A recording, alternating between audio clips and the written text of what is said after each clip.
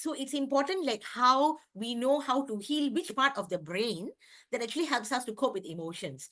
And you see, emotions are very important because once you know how to handle them, right, in the right manner, it will not affect our body, because our body is very precious to us, right? It's very important to us because it helps us to function daily, right? We have to go to work, we have to run the family, we have to do so many things with our body. But when our mind is not in control, when our mind is like running all over the place, right? And our emotions are just bursting out unnecessarily and we do not know how to calm it, then all these will affect our organs in our body. And when the organs get affected, then we cannot function as what we can function in an optimal level, right? And that's what we're going to look at, how we can actually tame the mind, okay, control the emotions, or to let the emotions out, and how we can actually manage the emotions, and that will work positively for our body as well. Okay, so it's a kind of like intense topic today, but let's see how it goes. Yeah. Okay. The objective of today's topic is, right, how the brain is affected by emotions, right? And which part of the brain plays the crucial roles, and why is it difficult to let go of negative comments, and understanding our emotions and health. So these are the important topic of the day. So we are going to look at this. This is the objective of today's session. So we're going to handle one by one, right? Okay. Now, why is the brain bad at letting go of negative comments? Right? I'm sure every one of us would have gone through this. We would have like, people are people, right? You can't make everyone happy. I remember yesterday our school receptionist was, I mean, whenever we leave school, we always will tap to exit and all that. So it clocks our time, like when we leave and when we come and all that. So I remember the receptionist was telling, you know, she did something, she just said something like, oh, it's so difficult to make everybody happy. I say, yeah, obviously it's very difficult. You may do something good, but one person may like it, but another person might look at it at a different view and may not like it, right? And here we must clearly understand, we are not here to make everyone happy. We have to accept that people are people. No matter what you do, there will be someone who's always not happy with something or the other. Okay, and we cannot be caught up or emotional by everyone's comments and all that. Then you cannot lead your life, right? So it's very important. So no matter how many people say nice things, it's the negative comments that really sticks onto us, isn't it? Right? I'm sure many of us would have actually gone through that, isn't it? But with PVH, we've understood life a bit more better and we know how to manage it somehow better. But how many of you agree, right? Whenever, like, when someone says something nice, yeah, we 100 people would have said something nice, but maybe 2 or 3 people would have said something bad, but we stick on to that negative comments. Yeah. How many of you agree with that? Yeah. Hello. Yes, Anyone? very true, Chitra. Yeah, it is, right? Because sometimes we also wonder, hey, I mean, why? Why do we do that? So we all used to wonder, and right? Let me just see, whether I have to. Yeah, my volume is the max. Okay. Right. Yeah, it's true, right? So sometimes you wonder why those negative thoughts bring down our mood and make us feel worse. Where other people would have said something nice, but why didn't we stick to the nice things? But why do we hang on to the negative things? That one negative comment can outweigh a huge number of positive feedback or a huge number of people praising you, right? So the brain can struggle to let go of negative comments due to, sometimes we're just like, want something. I mean, we want everyone to think nice of us, right? So sometimes this is one of the reason why we hang on to the negative comments more strongly, right? And do remember our brain, right? We have different parts of the brain, and this part of the brain, amygdala, it's our fear center. We are fearful of losing people, we are fearful of what people will say, we are fearful of what others will think about. So this amygdala here is the fear center, which sometimes if we don't know how to manage it, it can actually take a large control of our lives. Okay, and the limbic system, the whole entire thing, this whole thing, our limbic system, is a threat system sometimes, right? And we have actually an amazing wand that actually can help us to heal these parts. That's the beauty of PVH, right? Once we understand how the brain functions, how we can actually tame our emotions, how we can actually, like, calm our mind and use the, PVH protocols to heal, you will be, you will see the difference, right? So that's what we're going to look at today as well, right? Because the limbic system, this whole limbic system, it's a threat system and plays a crucial role in survival instinct. We want to survive, and it plays on the survival instincts. At the same time, also on the emotional responses, right? So when the amygdala here, right, it detects a threat, like you find something is threatening, it triggers a series of response, including the fight or flight, or sometimes even freeze, right? So fight means, okay, if like for an example, like suddenly you are so angry, maybe imagine you are in the road. Okay, imagine you are in the road and someone cut your lane or suddenly did something or pointed a middle finger or something like that. Okay, normally we will just like, who cares, just go off, right? But some people have got this animal instinct in them that they just want to charge. Like they stop the car and they have a road rage. How dare you, you point your finger or they start a fight, right? And that's when your amygdala is working. Like, at the wrong time, at the wrong, sometimes, we do not know how to control certain emotions, right? And that comes out. It's like an animal instinct when we don't think, we just react, right? And then a fight triggers off. Okay, something would have been just amicably, just it could have just gone off, but no, we created something, a problem there, right? It happens at times. Now, flight. If you see someone who's threatening like that, you won't stop. You just go. That is your flight. You're running away, which is also good sometimes to avoid unnecessary situations, or you just go off, right? Sometimes people are frozen. They just freeze. They do not know how to react, right? And when they do not know how to react, they just stay frozen and they're like thinking, what should I do next? So the time period to think could be an advantage or could be a disadvantage depending on the situation, right? So that is why the limbic system plays an important role in our brain to help us manage emotions, right? So that's how negative comments can activate the amygdala and the limbic system, leading to a stronger emotional response and making those memories more vivid and difficult to forget. You see, some memories are so easy to just forget, right? Like someone didn't open the door for you. After a while, you just couldn't be bothered, right? You just open the door and just go. But there's some that could be so vivid, like someone who scolded you, but it was an accusation. It wasn't your fault, but you got accused for something. And that holds a memory, which is more difficult to forget, right? Like children, right? Like I remember just recently, one of the somebody scolded the child in P1, but the child is in P5 now, can still remember. That means the child on P1 was 7 years old. And he can still remember that the teacher scolded him at 11 years old. I was like, huh? Okay.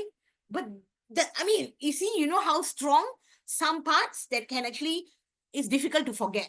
So all of us are like that. There's some emotions that are stronger that we hold close to the heart, and there's some that we just brush it off like, you've already forgotten about it. It all depends on the importance of what we think and all that. Yeah, everyone's okay. Now, sometimes a part of ours, like grief and all that, it's kind of difficult to forget, right? Because a loved one is lost. It becomes very difficult to forget, right? So these are the times when your limbic system plays an important role. Now, we also have done this before, a topic on limbic system, the part of the brain totally, right? We always say limbic system of the brain is the emotional brain, right? It's the very emotional part of the brain. When one holds anger, like, anger and resentment, the limbic system of the brain gets affected. Okay. So that's when we also spoke about, by choosing to forgive, one can transform the brain wave, paving the new way, a pathway for healing. But if you keep on holding to it, okay, you are actually not going to heal from that process. At the same time, you're affecting your own organs and cells, drastically. Okay, that's when we also spoke about glial cells that are like a vacuum cleaners. It comes out in the night when you're sleeping. Okay, when you've read your forgiveness affirmation, right, and you go to sleep with the learning in the sleep, and the glial cells comes out like a vacuum cleaner in the body to clean up all the thorns of anger. This is only possible if you have decided to forgive and forget, right? But if you're still holding on to the anger, then it doesn't happen, right? So every night when we sleep, when we read our affirmations and we ask for forgiveness and all that, we want to forget about whatever that has happened. So we burn and blaze away and throw it out of our system, right? So that the glial cells come in nicely and vacuum all the unwanted anger, resentment, and hurt, right? And when one chooses to forgive, the body starts healing automatically. Interesting, isn't it? Right? So, see, who's in charge of this body? Who is in charge of this body? We ourselves. Yeah, Exactly. we are Yes, in we charge. ourselves, right? Yes. It's not Sir, it's not Mr. Siva who's in charge of our body, right? It's us. This is our body, and we choose to forgive. And when we choose to forgive, we heal in the process, right? Sir can only guide us, right? But we have to take the step in following the teachings and learning to forgive and forget. Of course, it's not easy. I'm not saying it's so easy to just let go of some things, especially when it depends on the gravity of that problem or, things like that. But again, when you choose to forgive, it's for our own healing, for it to take place. All right? Now, we're going to look at amygdala. So, we're going to look at the different parts of the brain, right? So, remember, the brain is like a control center of our emotions. That's a very important point to take note. The brain is like the control center of our emotions, okay, helping us to feel, react, and remember how we experience life, right? So at the heart of this process itself, right, which is the whole thing is controlled by the limbic system, okay, which includes the amygdala, okay? And then it also goes on to include hypothalamus, your hippocampus, the three main areas that plays a vital role in how we respond to emotions around us and towards the world and all that, right? So amygdala, what is this amygdala, right? So amygdala is the part of the brain that helps us feel scared, right? When we are scared, this one again, it depends on the individual person. Not everyone's fear is the same level.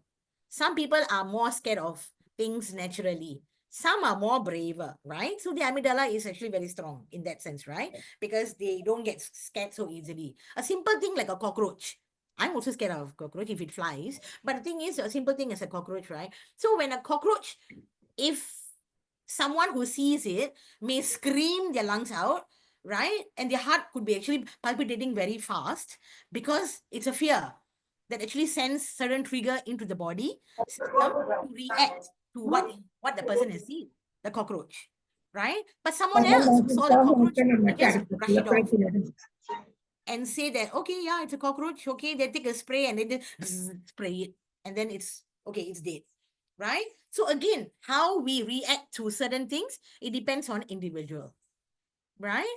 So it's the same thing. The part of this brain that helps us feel scared when we are in danger or joyful when we are with our loved one. So this part of the brain, the amygdala, is our emotion detector.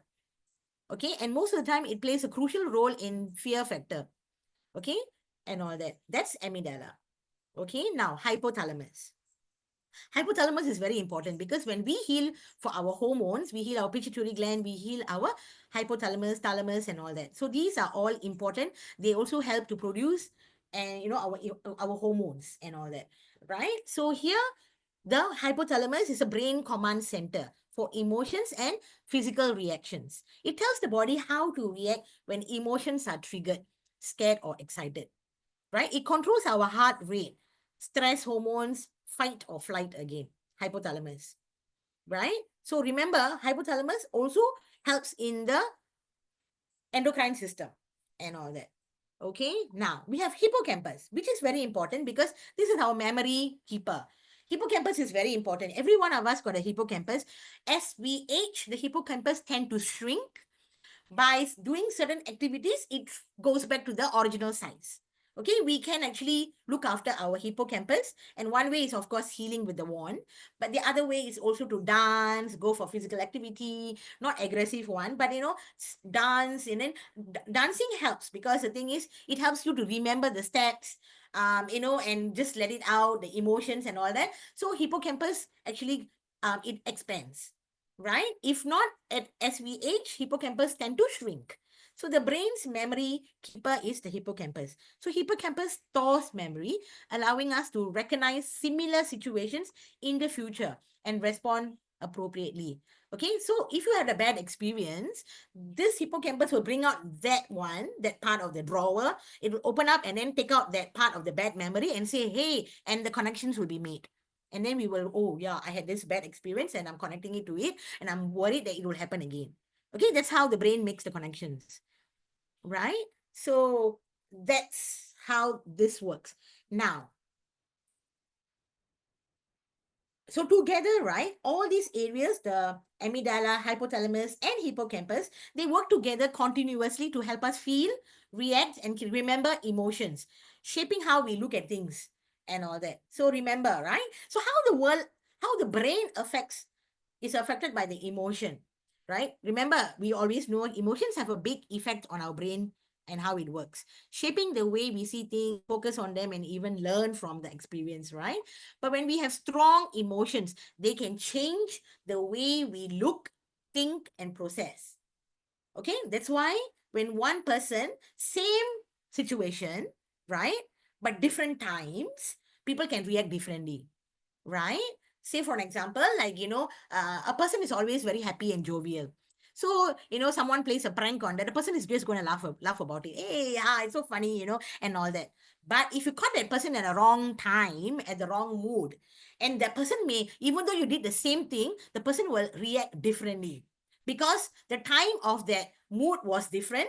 The person may have something that have happened, and this triggered off and created a bigger reaction. You understand what it means? Same thing done at different period of time can be taken differently by the same person at different times, depending on the mood, depending on the time, or depending on the situation that what has triggered or happened. Right? So strong emotions can make us more sensitive to certain situation, leading us to notice things we might normally ignore. Okay, so again, perception is very important. For example, when we are angry or scared, we might see things as more threatening than they actually are. So strong emotions can make us more sensitive to a certain situation, right? And our reactions may be different when we perceive things or look at things differently, right? Everybody's okay with this one? Is it clear? Is it Yes. Yes. Yes, Chitra, Yes, clear. yes, very clear, Chitra. okay? Thank Okay, you. thank you. Yeah, if you don't, then stop me, yeah, so I can re-explain or something. Because it's all about within us and how we perceive things, how we look at things and all that. Chitra, will this be in will be sent to us, right? Because I missed taking picture for one only, number 7. Will it be sent to us? The 7, Oh, the hypothalamus. is it number 7? This one? Yeah, this is number 7. Yeah. Okay. I will take picture first. Okay. Thank you very much. I got it ready. Thank you. You're welcome. Okay, attention is very important here, right? When we feel strong emotions, our brain tends to focus more on what triggered those feelings, right? Strong emotions. Then our brain will trigger off to those feeling how to react. This means that when we get excited, anxious, or afraid, we might have a harder time focusing on other things as our attention is drawn to the source of their emotions. Like my boy was saying yesterday, one of his friend, usually very calm person, but he got the Lee Kuan Yew award, so he was super happy. Of course, my boy was saying he's never felt so happy for someone, like who has received it. So he messaged me saying that, oh, I feel so happy for this his friend. I said, okay, that's good that you feel happy for someone, which is very good and all that. So he didn't feel like, hey, why I didn't get, no, which is good, right? So he was very happy for his friend. But he came back home and he said, but his friend, it is gone too much to the friend's head, and then the friend was very boastful, and I said, never mind, let him enjoy his success. I mean, not everybody gets a Lee Kuan Yew award, and all that. So he said, yeah, that's true, and all. So but sometimes you see, like, that excitement actually goes into someone's head or goes into another level, then it might trigger off other feelings. So people who normally sees this person as a grounded person, as a nice and kind person, may suddenly see, hey, how come this person is now showing off, so boastful, thinks so highly of himself. But you see, the situation has changed.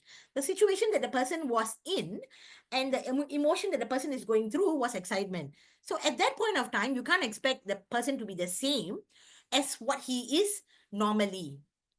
You understand? So again, whenever something happens, so that's why when people suddenly judge, hey, why is he like this? Why is he? Sometimes it's good to pause and think, what triggered off that, or what happened, or what caused that, and all that. I mean, I'm not encouraging that behavior. I mean, one should be humble, but then, yeah, children being children, right? They're all young boys.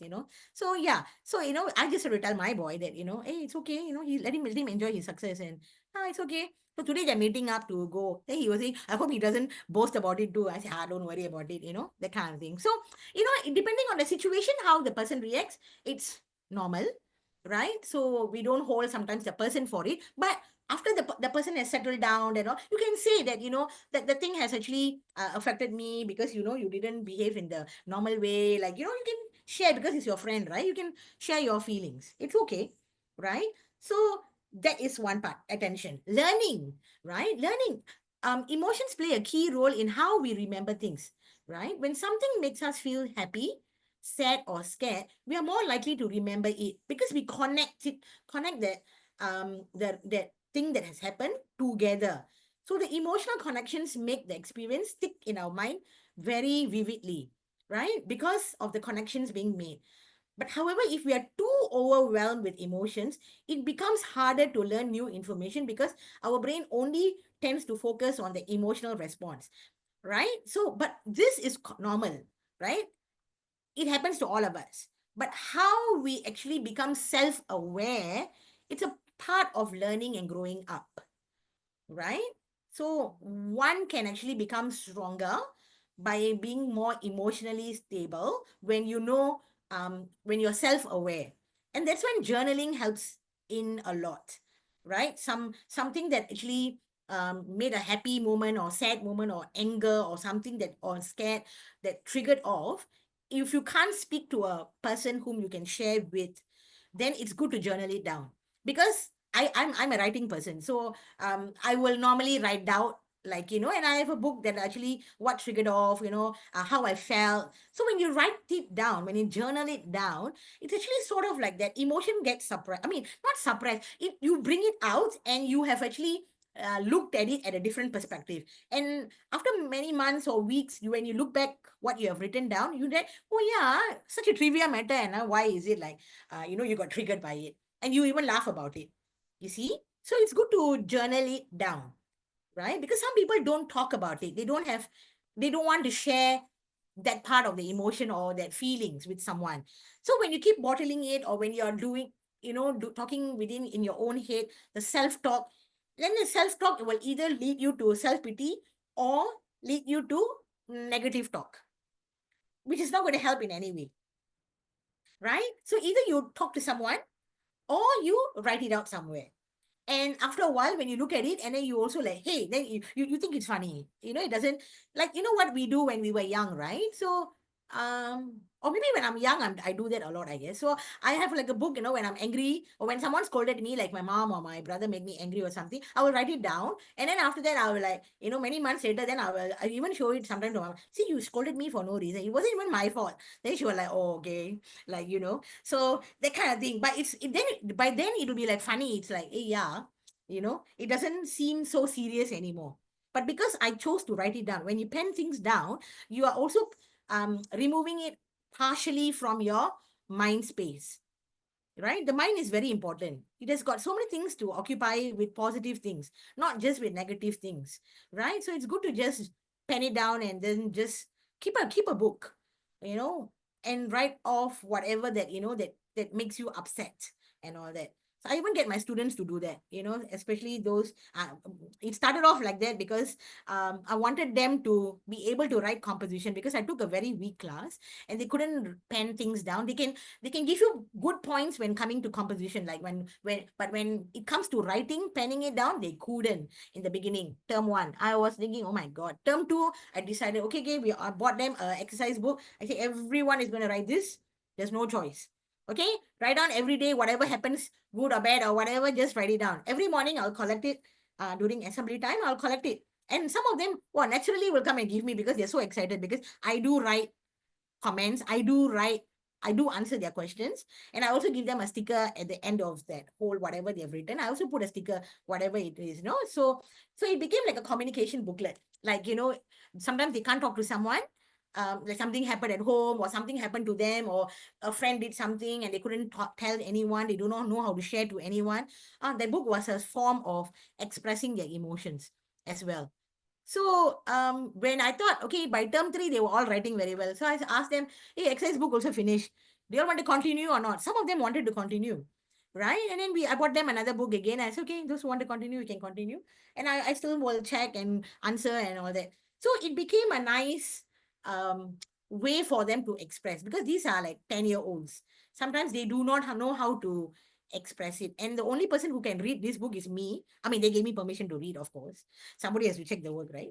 And yeah, and then the other is, if they want their friend to read, only when they allow, then the friend can read. If the friend doesn't allow them, then they're not supposed to touch anyone's so-called journal, their own personal journal. So it helped. We went into the even deeper part of, some of them were actually suffering in silence, being abused by a stepfather and all that. I actually read one of it, and I actually brought it up to the principal too, and all that. Principal say, okay, let's take a step and notice and observe before we find any more triggers. And then, yeah, so you see, so some things led to something and all that. Okay, so it's good to journal. And there's no age for only little children can journal, or anyone can journal, because it actually helps you to calm your mind down as well. Now, memory. Strong emotions can create lasting memories, as our brains prioritize, like, emotionally charged experiences, right? But if we are under constant stress or experiencing overwhelming emotions, right, for a long time, it can disrupt how we remember things, making it harder to focus or retain new information. Yes, our brain memory can get damaged, right? So along the way, if you constantly have strong emotions that you are not throwing it out of your system, and that same anger, or the same fear, or the same whatever that is going on with the tissue, keep on going through again and again. It's just like taking a pen and writing on that same line, scribbling it. After a while, the paper will tear, right? It's the same thing with our brains as well, right? So our memory, when you have strong emotions that you cannot throw it out of your system, and you keep on making it deeper and deeper and deeper, stronger, and that can actually damage some parts of the hippocampus from able to remember better. That's why dementia is one of them, where people who have constant emotions and very strong emotions that they are not able to throw out of the system, it affects that part of the brain. And slowly it leads on to Alzheimer's or dementia, right? That's why sir always says, very important, throw away your emotions, read the lady's affirmation, burn and blaze away all the unwanted emotions, do that and all that. So it's important. It's all part. So that being in PVH, it's something that we all should be very grateful to, because we have something readily available, is our brilliant, beautiful affirmations, right? So the affirmations, by reading it, whether you're reading it consciously or subconsciously, it's going deeper. It's making a lot of changes in our brains, right? The way, after a while, when you're reading and reading, you start thinking and looking at it. Hey, yeah, why am I? And what had triggered off before doesn't seem even important anymore, because the constant reading, it changes our subconscious mind to become more forgiving naturally, right? So we have a beautiful affirmations that help us. And when we have the spiritual affirmations, I am light, it even strengthens our aura and the way we look at things as well. So, it's very important. So, no need to even look for outside affirmations to affirm ourselves. We have internally, we have a beautiful PVH affirmation. When you read it with the wand and all that, or even with the symbol on your ajna, it makes tremendous change. So it's the starting is the thing. Some people may just need to read once. Some people may need to read twice. Some people may need to read more times. It all depends on the individual person and their emotions. The ladies' affirmation sometimes sir tells, like, some people have more emotions, so they have to read more times. So it again all depends on individual. Not one shoe fits all, one size fits all, right? It's everybody is different, right? Here, chronic stress is the other one. So, chronic stress or long term emotional strain can also mess with our body balances, right? Like prolonged stress. Prolonged stress will create this, unnecessary cortisol, which is not good for the body, right? It's a kind of a trigger that is sent out by a chronic stress that actually damages our, our hormones and all that. Okay, and eventually when the stress is not managed, the cortisol will become too much for the body to even, help, right? You can't even get rid of it. And then that's when you have to go and see a therapist or talk to someone, go and get help for counseling and all that, right? So remember, no stress is worth your health. Health is wealth. Until you become sick, right, you will not value the beauty of our health, right? So it's important to manage all these, because it's very, it's our health that we're looking at. So prolonged stress can lead to hormonal changes, right? So the period menstruation gets affected, menopausal gets affected, things, it's automatically it triggers off certain things, which causes a lot of hormonal changes, affecting the moods, the energy, the ability to cope with everyday situation becomes a chore. What you can do normally easily because of constant chronic stress, which becomes like you become handicapped, like, you're not able to manage it. So this can make us more sensitive to things that wouldn't actually bother us normally, right? So you find it harder to relax or focus. So in short, right, emotions are powerful. While they help us to react to the world, strong or constant emotion can cause stress, which can change how we think, learn, and remember things and affect our overall well-being. Okay, that's why we are looking at part two of emotions because it's so important. Yeah. Okay, there's somebody scribbling. Let me on again. Share my slides again. Okay. Now we're going to look at individual. Okay, the core emotions normally that we always speak about, like, anger, anger, happiness, sad, sad and grief, and then, fear and all this, right? So we're going to look at these important triggers, right? So understanding emotions and health is very important, right? Have you ever wondered why anger seems to suddenly make your stomach so tight? You're so angry that, your stomach is burning, right? Indians always say that, right? Why தெரியுது, right? Like I will say, right? Correct? Yeah. So have you ever wondered why anger seems to knot your stomach? Or why grief makes your chest feel so heavy? Right? So, so that's why I put different pictures to show. So have you ever wondered anger seems to knot your stomach? So this the knot and your stomach is triggered because you're so angry here, right? Or even why grief makes your chest feels heavy, right? It's sometimes all these actually cause an emotion, right? Which is kind of like anger, feeling heavy, you don't feel like eating, or sometimes stress eating. People have two ways. Either they eat too much or they don't eat, right? Because it's just too much for them to manage and all that. So again, it depends on individual, again, how they have the coping mechanism, right? So emotions are not just fleeting experiences. They influence our health and, of course, the well-being in ways we may not even recognize. So emotions are connected with our organs, right? So it's very important. Even TCM does this as well, right? Somebody shared one very interesting, I think Vasanthi shared one very interesting article and all that about TCM and all that, right? So emotions are connected with our organs. And when everything is in sync, it's like a beautiful symphony, right? When everything is beautiful, everyone is happy, everything is going well, we are all in a symphony. But all you need is some disharmony or chaos, some chaotic thing that happens or whatever, immediately it throws everything out of balance, isn't it? Right? So that's emotions, right? So it's important how we cope. Like, for an example, anger. Let me get my uh yeah. Okay, before we go there. Yeah, which organs are affected by the emotions? So if you look at this, so different parts of our body, our organs are affected by the emotions. For an example, the brain. When you get too stressed, you can't think properly. Something that is so simple that you can manage it earlier, but because you're so stressed, you look at it, everything is so difficult, right? And that's when it's important to take a break, go for a walk, or go for a run, or take a just a break, go and eat something, or just get out of that work or that place and then come back to it again. You will see that your whole energy would have changed and you can look at things much more better, right? I think this is very important.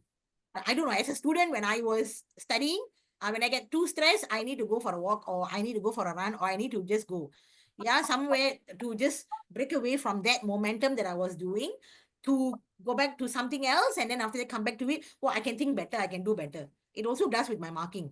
Sometimes after a while, I see the same, oh, I will get headache. I cannot mark anymore. I feel like, wow, my my the first I was marking very well, then after seeing a handwriting that I cannot even read, that actually sort of like waste a lot of my time looking at it, trying to figure out what is it. So that affects my mode of marking.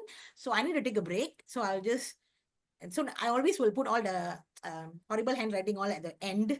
So I mark all the nice ones and the ones that make sense, I'll mark all first so that everything gets finished quickly. And those few that I cannot, then I will do it later. So it helps me to also be kinder to the child also. If I keep on looking at something that I cannot manage or do, then I'll become more angry. I wouldn't be able to be, fair, right? So I always will take a break when it comes to these things, right? Frustrations, very important, right? So when you're frustrated, it again affects your head, right? Tension, your neck, your shoulder, your spine, then you feel like, wow, your muscles are tense. You feel that you cannot stretch because, that kind of thing. So, that's tension, right? Mistrust, you don't trust someone. That affects your thyroid, right? Now, stress or fright, suddenly you get so stressed or so scared, your heart is affected, right? Then when grief or fear, lungs, right? So you cannot breathe properly, you feel like breathless, and then after that, you feel like your immunity goes down. All this is to do with grief and fear. Anxiety affects, anxiety naturally affects the gut, which is the digestive system, right? Sometimes you got IBS, right? Irritable bowel syndrome. That's also one of the cause for, and because of anxiety, it leads to IBS, irritable bowel syndrome. Sometimes irritable bowel syndrome can be a form of constipation, which is also because of stress, which is anxiety, or it could also lead to diarrhea, which is also anxiety. It depends on what is triggered off, whether it's diarrhea or it's constipation, right? So it's important to know. See, when we know our organs and what affects us, we can take better charge of our own health, right? So now when someone is in rage, very, very angry, until you cannot see, you just see fire only, right? Then jealousy, all this will affect your liver and it's not worth it, yeah. Your poor liver is doing so much. It's cleaning up your whole entire whatever that you are eating and processing everything. And then, it doesn't need that extra toll of your emotion put in to further, make it overwork until it cannot function. All right. So that's why it's important to manage stress, right? So fight or flight. Okay. Fight or flight. This affects your adrenal glands, right? And then your anger, gallbladder, right? So gallbladder issues, anger, because, it's so angry that, it triggers off these fragile organs there. And then after that, when you're feeling guilty, and one time, two time you feel guilty is okay, but if you feel constantly guilty or something, it affects your spleen. Worry also affects your spleen. When if someone is overthinking, over worried, your spleen is one gland that will get affected very easily. And when the spleen doesn't function well, then the whole entire life force is also affected. Yeah. Okay. Kidneys, When you have constant fear or shock, it affects our wonderful kidneys. Our kidneys does so much for us to throw away unwanted, things from the body, to throw it out of the system, and we need our kidneys until the end of this lifetime. So any fear and shock triggers off this, and it damages it further and all that. So this is one that is actually explains like what it says here, right? So today we're going to focus on sadness, grief, anger, fear, joy, and worry. Then you'll be wondering why joy has got a problem. Huh? Let's find out, okay? Let's find out. All right. So 5 key emotionals we're going to look at can cause imbalance and impact on our physical health, right? So only five these key emotions that can cause is either we manage it or it controls us. Okay. Now let's look at the first one, anger. All right. So time and again, everyone do get angry. We are human, right? We can't say that, oh, no, no, no, we won't get angry, we're calm and all that. You have to sometimes, right? And sometimes being angry is also good because the other person also learns a lesson, right? Every time you say so kindly, kindly, doesn't get triggered, doesn't ring a bell. One day you raise the voice, tongue, it gets right. My students are very good at that also. Right? You say nicely. I'm a very kind teacher. They also know. But if I shout, they know already. Oh, they pushed my wrong button already. And they pushed it too far. That's all. So they know, okay, don't mess anymore. Sit down, do your work. Right? So they themselves will know this. Because I don't like to scream and shout unnecessarily. Right? But if sometimes saying too many times too nicely, it doesn't work. Sometimes you have to, unfortunately, press the button. So it also affects my health one when I get angry, isn't it? But yeah, so but anyway, you have no choice sometimes. Yeah. So the organ that gets affected is the liver, which is here, right? So the effects is that the anger can actually harm the liver, causing the life force to be affected, to become unbalanced. And then this can create tension, frustrations, headaches, dizziness, and hypertension, high blood pressure, right? So everything is actually connected. One thing that triggered the anger affects the liver, and the side effects of that, it suddenly, wow, I got tension, headache. The headache is so bad. The kind, right? And then suddenly you feel dizzy or you feel so frustrated. So over time, when you don't manage your anger, right? If someone who's always getting angry every single minute, every single day, every single time, this will lead to liver damage, affecting the toxification, cannot detoxify food or detoxify whatever that is there, and digestion. It affects them, right? So which leads to your high blood pressure, migraines, digestion problems, menstruation problems, even, or period irregularity. Everything triggers off. Hey, somebody's happily scribbling on my slides here. Yeah. So remember, anger and liver are connected. Okay. And it's important because our life force is very important. The air we take in, the thing that is circulated in our body, it's very important because it's keeping us alive, right? So it's very crucial and it's for our own well-being. So it's important that we manage. If someone triggers you, someone makes you angry all the time, move away from that situation, move away from that person, just go and then calm down and then come back. There's no point shouting and, causing everything to come out. Sometimes it's like it affects that's why people get suddenly heart attacks and things like this. All this will actually trigger off and all. So it's important to manage. Okay, the other one is heart. Okay, heart is very important. It's an organ that we all have to be super duper grateful, because from the time we are formed in our mother's womb, okay, as a small sesame seed, right? A small sesame seed, we were only that small, and we have grown to this big, right? The heart has been pumping since the day one when we were in our mother's womb. Not even a day that is taken a break to rest. If it rests, we are dead, right? So it's a very important organ. We must treasure and show a lot of gratitude to our heart. So it's important that what we do, it's triggers. See, of course, sometimes some anger makes us very angry, right? It also causes palpitation in the heart. But overly happy is also sometimes kind of dangerous. Funny, huh? Everybody say happy, be laugh, but the thing is, there's certain amount, you know even though joy is very important, right? Something to be happy is very important, but excessive happiness or overexcitement can overstimulate your heart. Okay, which can cause damage to some people or most people. It depends on the condition of the heart. If someone has got a weak heart, right? So the doctor will say, like, oh, don't give the person too much of a good news. Don't give the person, bad news, that kind of thing, right? So, these people, they need to have manageable information. Don't overexcite them, right? Because then their heart may, become restless or palpitate too much or even create anxiety and all that, or maybe even restlessness, cannot sit still. Oh, they become like so restless and all that. Yeah, so it's important. Though joy is good, but over excitement can overstimulate the heart, which is not good. Okay. Guys understand, right? Like, I mean, um I'm not saying be sad, but what I'm saying is being too happy, overly excited, can actually cause damage to the heart too. Okay. Anybody disagree or not? Okay, Hi, nobody's here. Chitra. So Don't know, Chitra. Never been to joyful state. Normal only. normal is already very good. Some people are not even there. No, Chitra.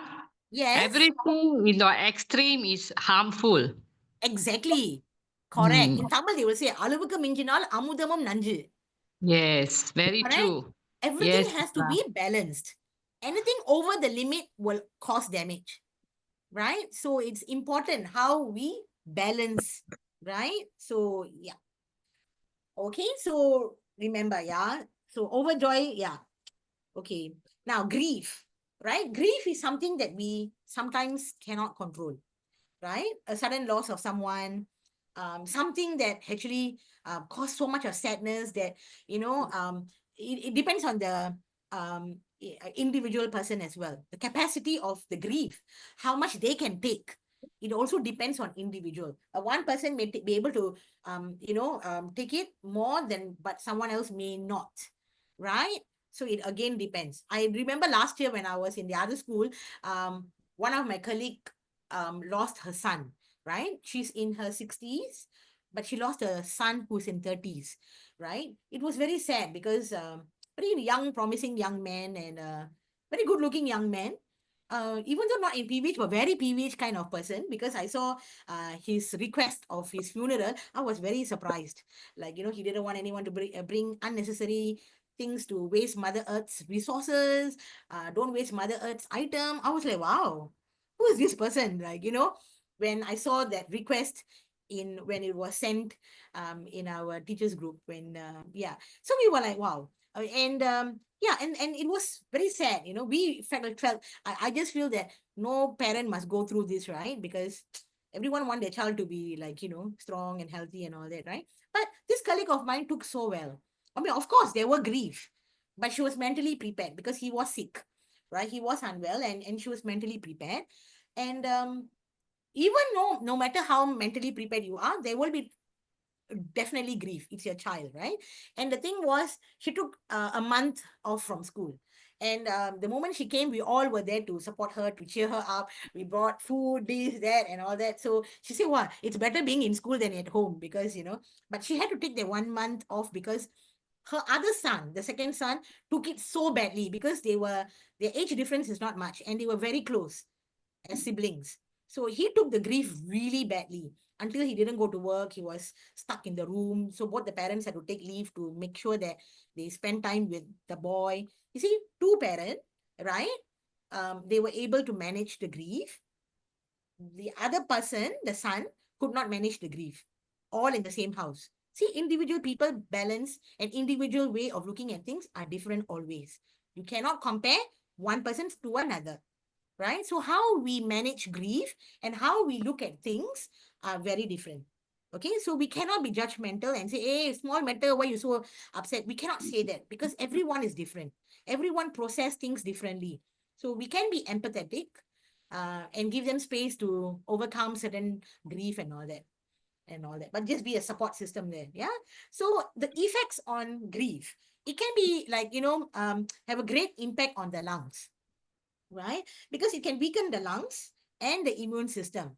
right? So it actually depletes the lungs energy. So the lungs job is to pump air, and the air has to go through the whole entire human body, from all the way. It's sending the taking in the oxygen and transporting it right to the feet, back, pushing it up to the heart and out of the system. So it does a lot of work The moving. watermelon very nice. No, the melon, winter melon. Okay, thank you. I don't want any winter melon. All right. So, yes. So then it's very important that we are closely connected, because the thing is, like, we understand our own um, organs, so we can make sure that we don't cause further damage to it.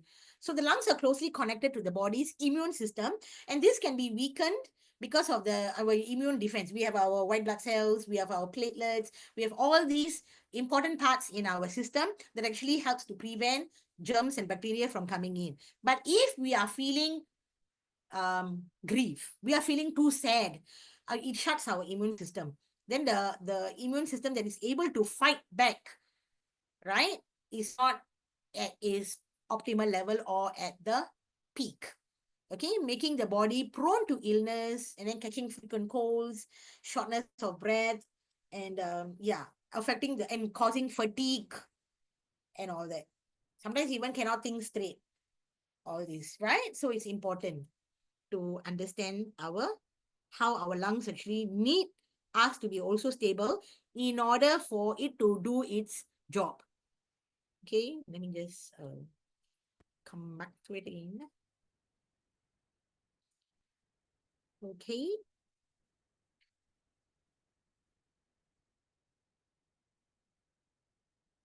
now overthinking and worry, right? Overthinking and worry is also very, very something that some people are very good at doing it. They overthink for everything and they worry about everything, right? So even in little children, no, they worry about everything. Anxiety attack they have, So I had one student when I used to teach tuition. He's got this anxiety attack. When he sees math sounds, he becomes so anxious. The tap water will come out, that which is his eyes, lah. He will start crying, tearing automatically when he cannot understand what the question is asking him to do. He will start crying. Okay, it's an immediate effect. It took me a year to get him over that, until like that was when I taught him at 9 years old. By the time he hit 10, we came up with a deal. If every time you're going to cry, then it's not going to help, because it shuts down the brain, right? It doesn't help you to think anymore, because you are in the panic mode, and then you cannot do anything, right? So say we have to come out of this, then I say, okay, let's work it out. This whole entire month, if you don't cry, you will get something from me. And he likes cats. So I bought him a nice soft toy because he didn't cry at all. So that part of the time when we started, until when he reached P6, which is 12 years old, he doesn't cry. He looks at a problem, he knows, okay. But he's a worrier. He's a natural worrier. He worries for everything. You know, if I don't come on time, if I'm 5 minutes late or 10 minutes late, he worries, will this affect his dinner? I'm like, hello, what 10 minutes? I mean, sometimes I'm delayed because of the bus, or if I leave my school late. So I have to get to his house. His house is not near my school. It's quite far away. So I will already tell the grandmother, okay, I'm on my way. I'll be a little bit late. But he will get worried. Oh no, my dinner is going to be late. He's actually high functioning autistic. So autistic children like to follow things according to time. They don't like changes, right? So because of that, I also understand. So I try my best to to be there on time anyway. But yeah, so there's some people who excessively worry and overthink, which affects the spleen. When the mind is constantly worried, it weakens the spleen function, right? And the spleen is very important, because if it gets damaged, right, then the spleen's ability is to transform and transport food and fluid around the body, So it can lead to digestive issues, muscle tensions, weaken the ability to process the nutrients from the body and all that. So, and will lead to poor digestions. Okay. And also even to weight gain or weight loss and muscle fatigue, muscles feeling tired, cannot move so much. That's why we heal the spleen chakra, isn't it? Okay, and decrease the energy level. Again, we heal the spleen chakra, right? But remember, sir recently told us in the Singapore workshop, yeah, healing the spleen chakra is good, but be careful because you have to sense the person to ensure that the person doesn't have any negative energy, right? Doesn't have any cords or doesn't have any souls attached or things like that before you go and heal the spleen chakra. Okay, so it's important to, that's why sensing is very important. Must check before you go and heal the spleen chakra, right? And all. So something new I also learned. Yeah. So it's important there. So spleen is very important because it gives you energy and it also keeps you healthy. Right? As in, like, it helps to transport your nutrients and all that. So if your spleen is affected, if it's not doing its function, then it weakens your entire digestive system and all that, and causing bloating, fatigue, decreased energy level, buildup of fluids in the body. That's when your leg gets swelled up and certain part of the organs or the body is swelled. It's all because of unnecessary worry and overthinking, right? Then you have another one, which is fear. Okay. So fear, like you're scared of something, you're scared of someone, or you're just scared of someone shouting or screaming, right? So can be any form of fear, right? So fear is believed to deplete the kidneys.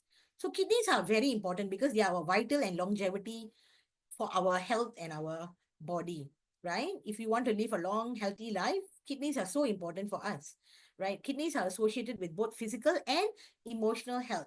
So either physically affected or emotionally affected, it has its side effects on the kidneys. So when fear is excessive, it actually affects the adrenal glands, right? Which is your fear and flight, your fight and your fright mode, right? So this can also affect your growth and development, right? And also metabolism, right? And reproduction, productive organs all get affected and all that. And it also leads to lower back pain, anxiety, fatigue, chronic fatigue, okay? Not little fatigue.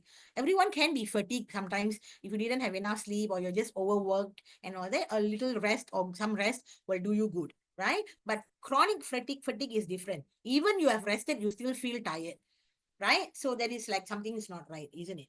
Okay, and urinary issues and all that. So you see again, so all these emotions that can trigger off to affect our vital organs, which is very important for our functioning of our body and all that. Yeah. And I found this, I thought was interesting. See, emotions are manifesting in pain. When you have emotions and you manifest it into pain. So they put this drawing. I found it in the Google, somewhere. And I thought, interesting. The lungs, oh, loss of hope, then the lungs are affected. Yes, wanting to be heard, but then no one is there to talk to, mid back pain, like you feel guilty, shame, and all that. You find you have pain in your mid back. Constipation, or diarrhea and all these form of rejection, which affects your gut, right? Impaired by, then the other one is the eyes, confusion. You are anxious and you don't trust someone, or you have been cheated by someone and all that. It causes mistrust, so you can't see things properly, right? Your jaw tension and anger. When you feel upset over something, it can actually lock up your jaw, right? Heart, where joy and love are very important, right? Because that's where you feel the love. But again, overjoy, let's be careful. Okay, numb hands, lack of control. So lack of control, you feel your arms are numb. Okay, gut, basically everything, right? Because gut and brain are connected. So what happens in the gut, it connects to the brain. We did one topic like this on Zoom before, how the gut and brain exist and all that, right? So the hands and problems letting go. So when your problems letting go, your hands feels numb, your hands feels very clammy and all that. So fear, letting out unwanted gas, like farting, and then worry about the future, something that is unstable, your legs feels weak and numb and all that. Feet here, no failure to connect or feel you have lost something, not grounded. um and all this is actually by Louise Hay. All right, so that she actually came up with this, when what people have actually said, what they had felt when things like this happened. Yeah, interesting, huh? When how emotions can manifest into pain, and we can take charge of it, right? So it's important that we take charge of it. When you pay attention to the feelings, and then you will see what actually is going on and all that. Okay, now how to manage emotions? All right, how to manage emotions. There are many ways to manage emotions. These are some of the few ways. Everyone also have ways to manage.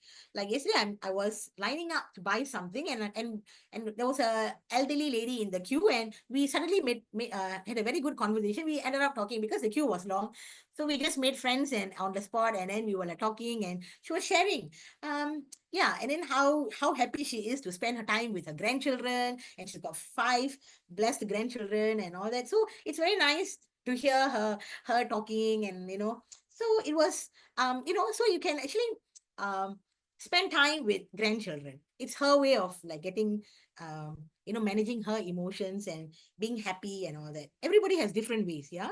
So one way is to exercise, right? Exercise is something very important because it creates hormones, good hormones, right? Happy hormones like oxytocin, and then it helps with your dopamine, your serotonin, all these hormones that are given out when you exercise. All right, so it's a kind of the kind of hormones that is in the part of the brain that actually sends out when one is involved in physical activities such as walking, those people who like jogging, or even swimming, which is lighter on the body, right? Not too much of a toll in the body. So swimming is good. Doing Tai Chi or Qigong helps to reduce pent up energy and reduce tension, right? So exercise, any form, chair yoga, bed yoga, dance yoga, any yoga is also good, right? So something that your body is moving, and in this movement it triggers the part of the brain that actually helps you to feel at ease, right? So going outdoor activities, spending time in nature, um just sitting outdoors and looking at the trees swaying and the birds flying or the birds chirping. Sometimes you can hear different sounds of the birds and all that. Just go out, just and you can see that it will uplift your mood, and that helps your lung capacity by breathing, because when you're outside it's more fresh air as well, when you are at the garden or when you are at the park and all that, or just outside, as like when you look at the trees and all that, it just helps you to uplift your mood. No matter what mood you are, when you're connecting to the nature, as you are sitting down there, you can use your wand to bless the nature, bless Mother Earth, bless all the trees, bless the clouds and winds and skies, bless the sun, anything. Or even if you do not have your wand, just bless as it is. Because remember, you are connecting to the nature and the nature is connecting to you. It's only the two of that is doing the vice versa. So it's okay to just sit there and just do Mother Earth is a planet of divine fire. Mother Earth is the purity God desires. All the nature beings of the trees are beings of divine fire. All the nature beings of the trees are the purity God desires. All the clouds, winds, and skies are the beings of divine fire. All the nature beings of the clouds, winds, and skies are the purity God desires. Anything, whatever that comes to your mind, just bless the nature. Just be connected to it. And now after a while, you feel that, you feel so much greater, so much happier, you know. So these are things that we ourselves can manage it without doing any aggressive mode of exercise. Of course, the younger people would like to sweat it out and all that. That's fine. Some people like to do gardening. That's great, right? Do anything that makes you feel happy, that will make you feel less unwanted, bottled up emotions are not there, right? So that's, and the other one is balanced diet. Very important. You cannot avoid food.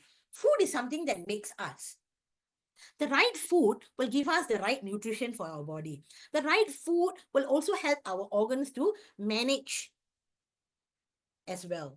So avoid excessive sugar and processed food, right? My friend, one of my colleague just came back from India. So we all very, very scared because she brought for us that very sweet, the sweet, something she called it.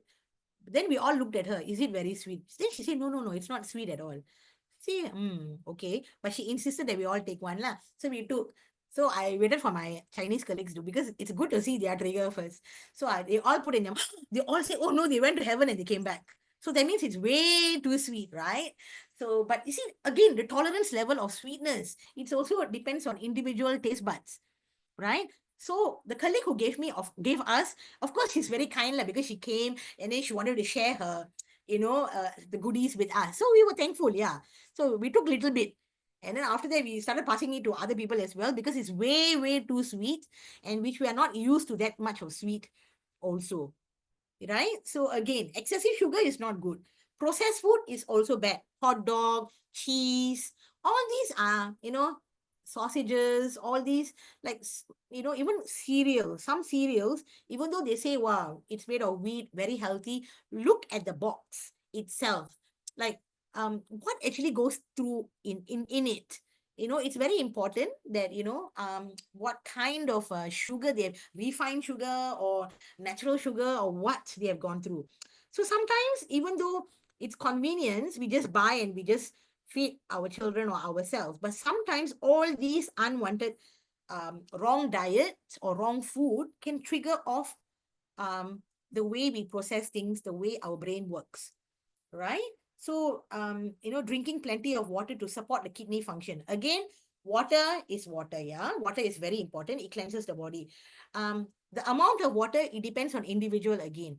Doesn't mean that everyone needs to drink 6 liters of water or something like that, right? Because everybody's way of function of the kidneys and the urinary bladder is all different, right? Some may need to go toilet very frequently, so they may need to replenish with water. Some may not go toilet so much, so they don't have to drink that much of water. Again, it depends on individual body. So we have to understand our own body and how it functions, right? What may be good for one may not be good for the other person, which is very important. So balanced diet doesn't mean all the time you must eat salad, correct? Because some salad are good, but some salad can trigger off something for some other person. I remember one of my friend, I don't want to mention her friend, the friend's name, but the friend said that when she eats cucumber, it's toxic for her.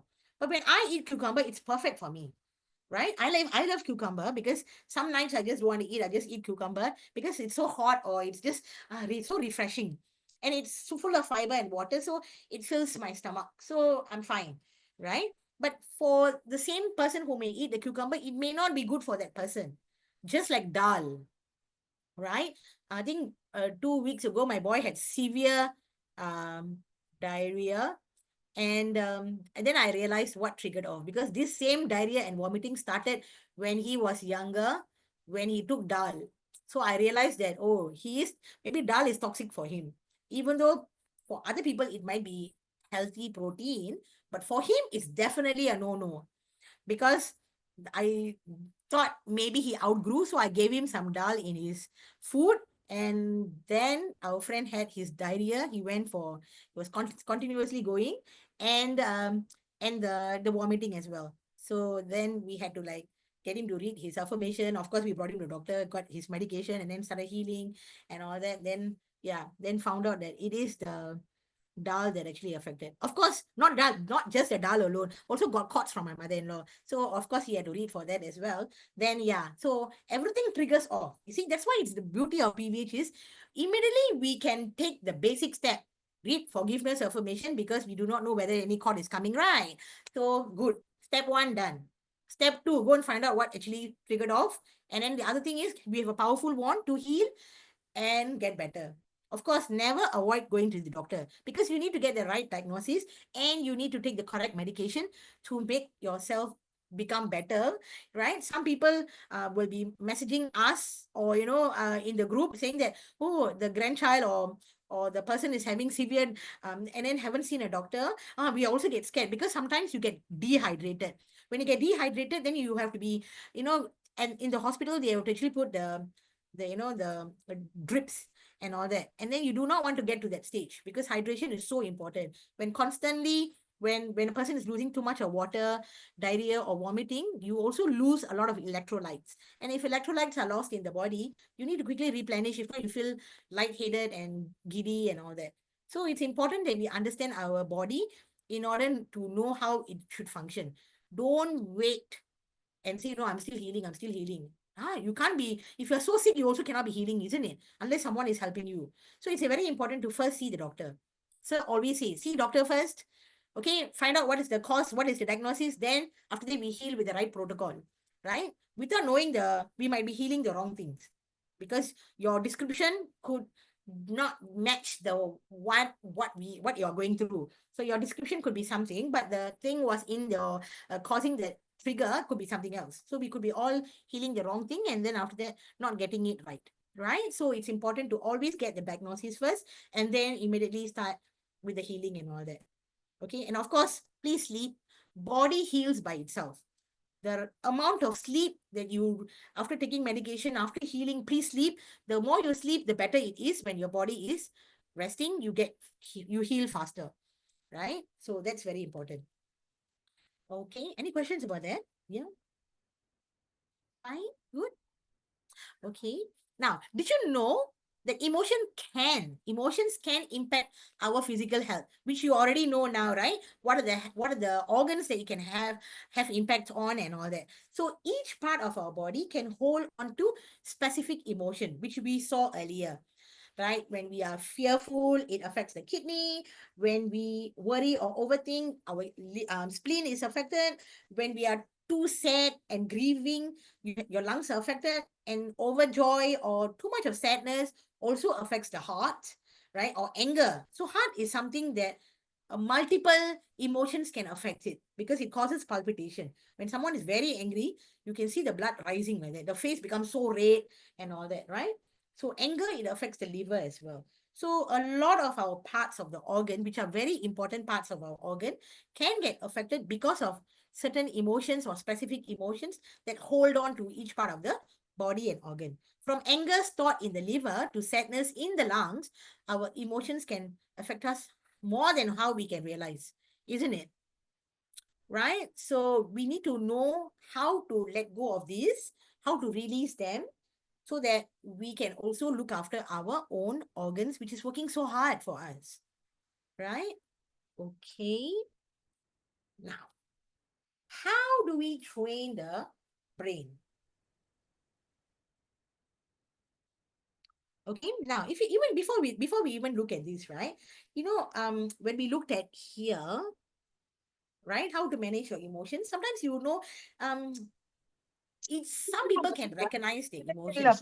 People cannot recognize. Yes, somebody want to say something? Gayatri? Yes, Gayatri, you want to say something?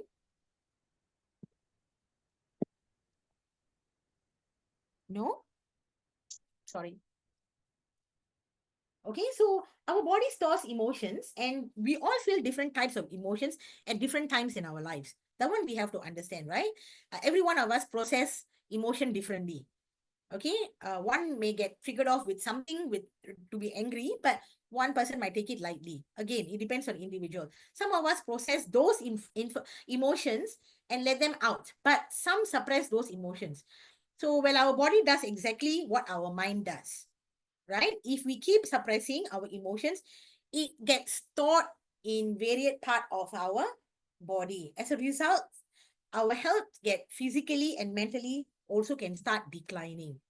Okay, important point to note, yeah. Okay, different people process emotions differently. When we let them out, it's better. So if people do not know how to let them out, journal it down. What made you angry? What was the trigger? What caused you to react that way? Okay, process it. When you journal it down, it helps you to break you can see at that point when you're angry, when you're journaling it down, everything will just flow out. Let it be. Let it all flow out, right? Then, yeah, then you feel after that, wow, a bit lighter. It's it's like telling someone the problem. But sometimes when you tell people the problem, they go and tell everybody the problem. Then it becomes another problem, isn't it? Right? So journaling is quite good, yeah. And of course, speaking to our wand is also wonderful. But journaling it down, you can always go back to it and refer to it and see, oh yeah, this has happened. And when you're much more calmer, when you look at it, you can also laugh about it. Like, hey, why I got angry over this thing, huh? And that's when the brain is processing it. And then it doesn't keep it into the core memory where it becomes strong and keep on, focusing on that in multiple times. Okay, so that's one way. So our body will do exactly what our mind does, right? And if we suppress our emotions, it stores them in different parts of the body. And as a result, this will cause our health to physically and mentally deteriorate. or to start declining. Okay, so are you storing your issues in your tissues? Good to think about, yeah, right? So it's good to process some things. It's kind of heavy, yeah. I think it takes time to sort of like digest and to see how to manage it. It's not something you can work overnight, but it's good to like explore different ways how you can actually manage it, right? So it's like sometimes when um you look at like, okay, maybe I just an example, like you like window shopping. For an example, right? You like window shopping. Every time you go and then you do window shopping and then you like it and all that, right? So because it helps you to like you don't buy anything, but it helps you to some people de-stress by window shopping. Some people like cars and they like to go car shopping, right? Not that they want to buy the car, but they'll go to different car showrooms and they explore. They look at the car showrooms and they see, wow, this car is nice. Look at the engine, especially guys, right? They love to do that. I remember when I first got married to my husband, he always would bring me to showrooms only. I also will be looking, I mean, I'm okay. As long as somebody drives me, I'm fine, right? I'm not totally fascinated by cars, but now I am because my boy is also very much loves cars, just like the father. So, so he will be always be talking about this car, that car. So, and sometimes he designs, he will go for car meets and all that. So he will take different photos and all that. Then he will put it in such a nice way. Sometimes I also like, wow, this is so impressive. Looks like a cover page for a magazine or something. So I will also tell him, wow, nice, it looks very good. And all that. So just to keep to understand so that I can actually connect to my boy as well. So, then interest in cars. But you see, like people like to see the cars because sometimes maybe the way the features of the car or the way it looks um or the way maybe the color or certain models of the car, the way um the speed or whatever, that people like.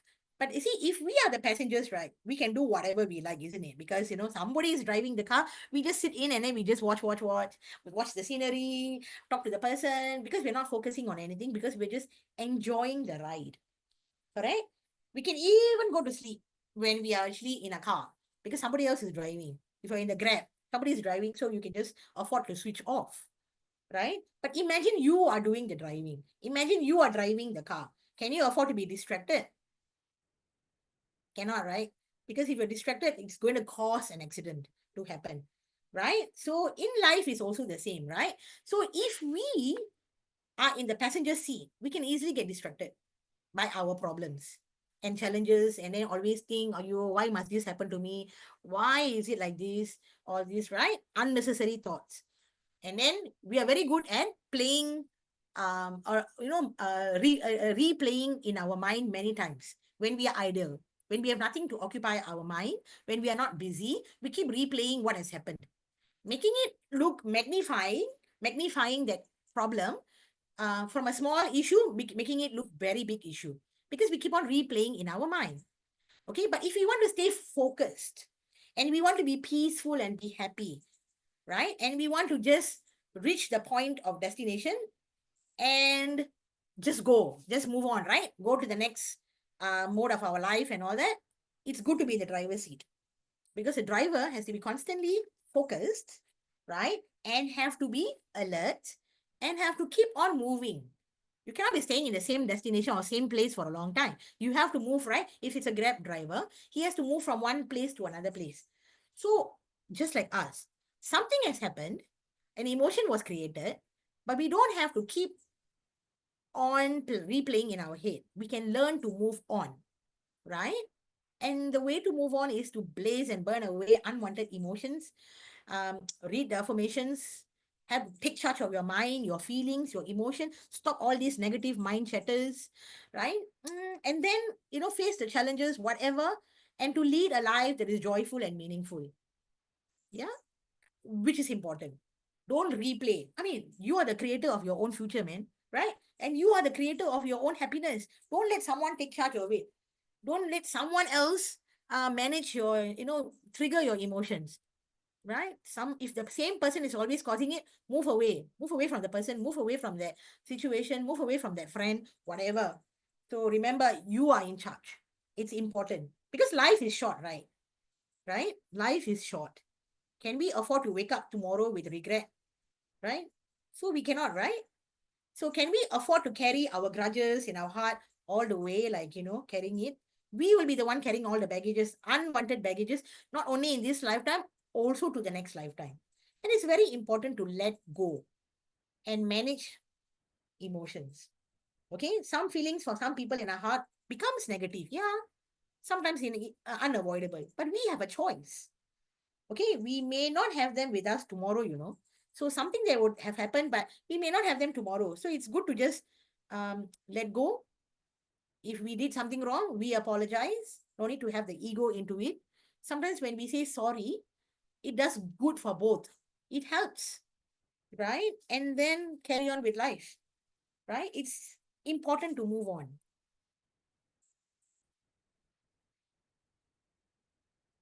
Yeah. Some people may not look at it the same way, but it's not worth it sometimes if you look at it. Right? How do I train the brain to see things positively?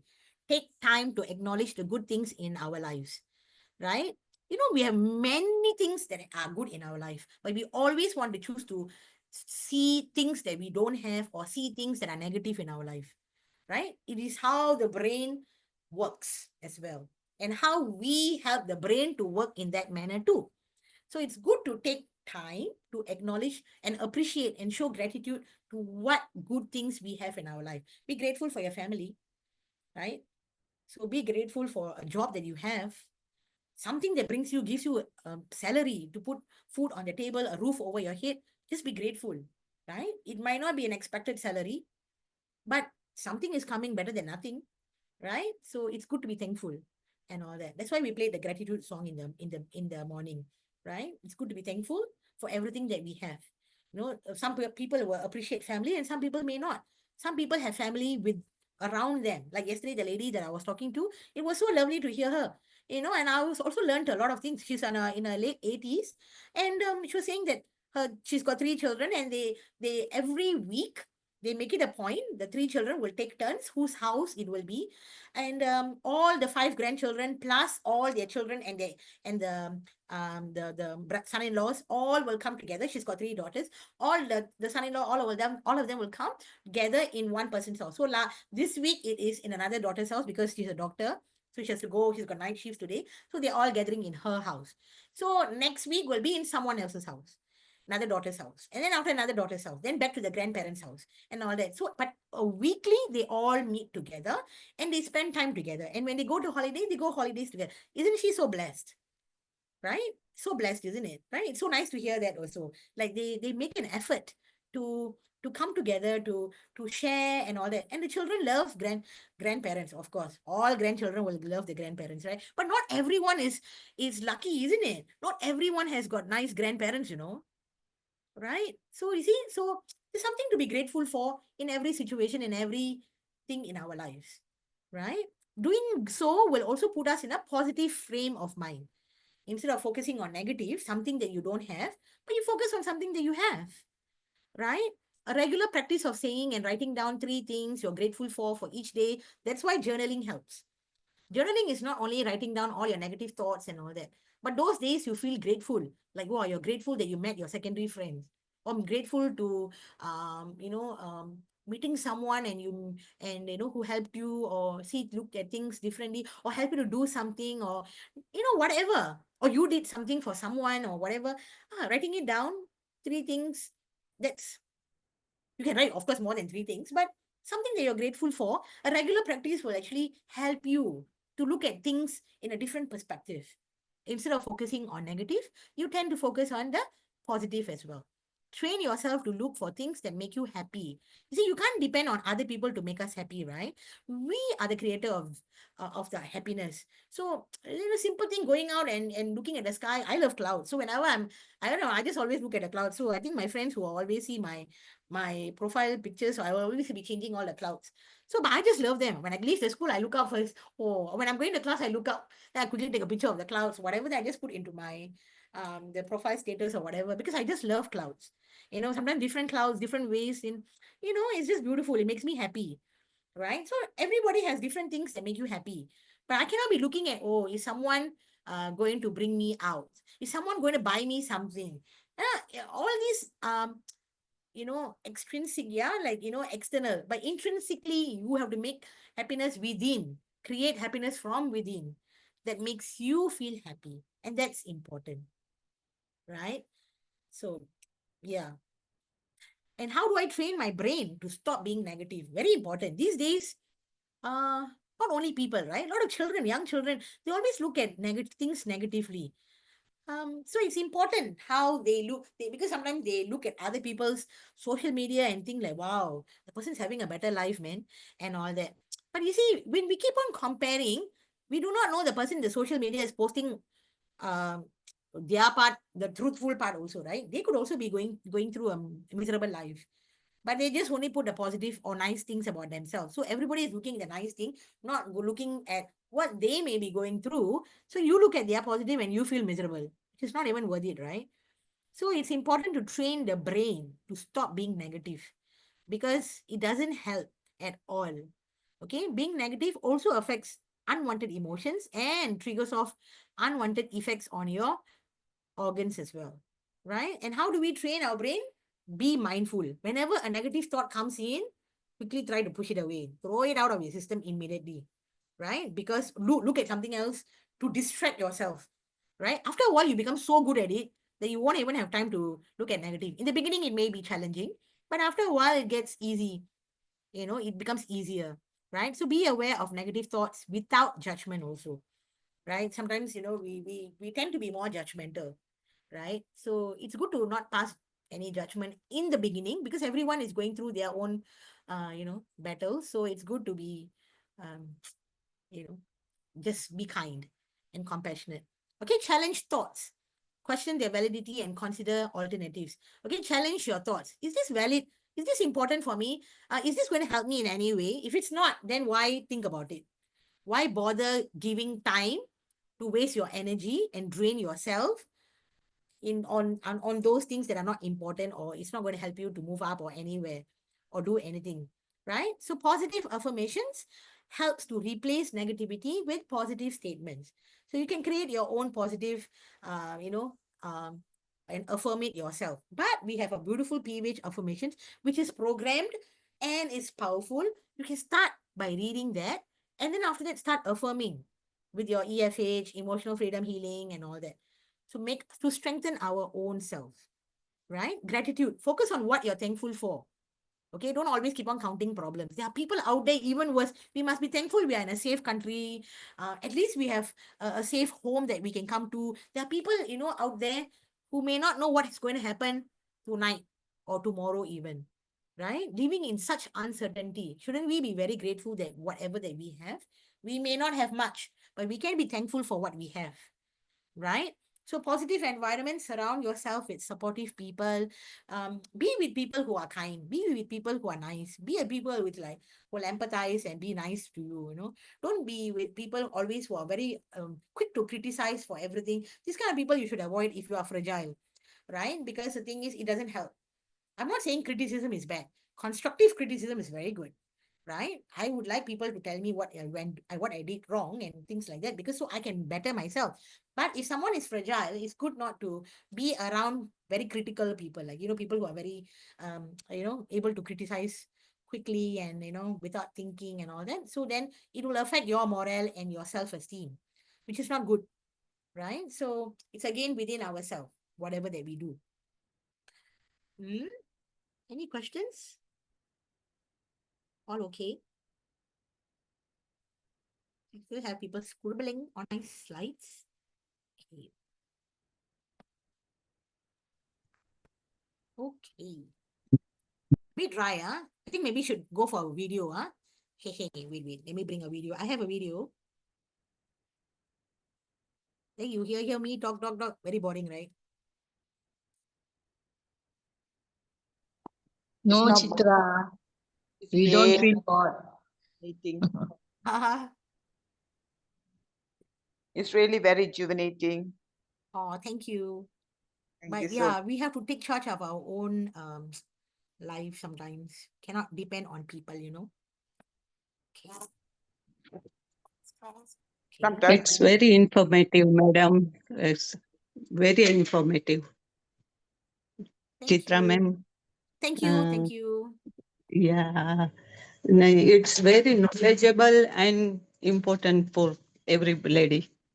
Yeah, because ladies actually is the pillar of the strength of the family. We hold more emotions than Yeah, that's so, and true. it's very important that we learn to, when we have our cups full, that's when we can give, Yeah.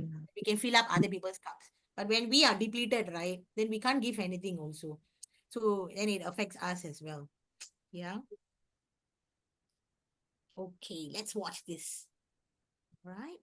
It's like how do emotions work? Okay.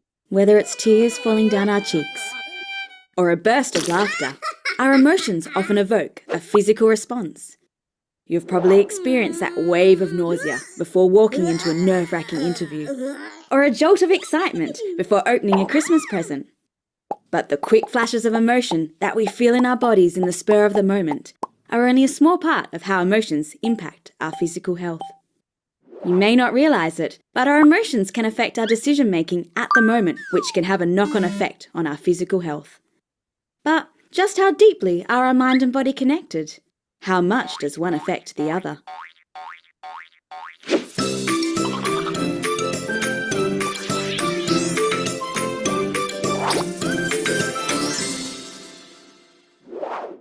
Our bodies respond to our emotional health in many ways.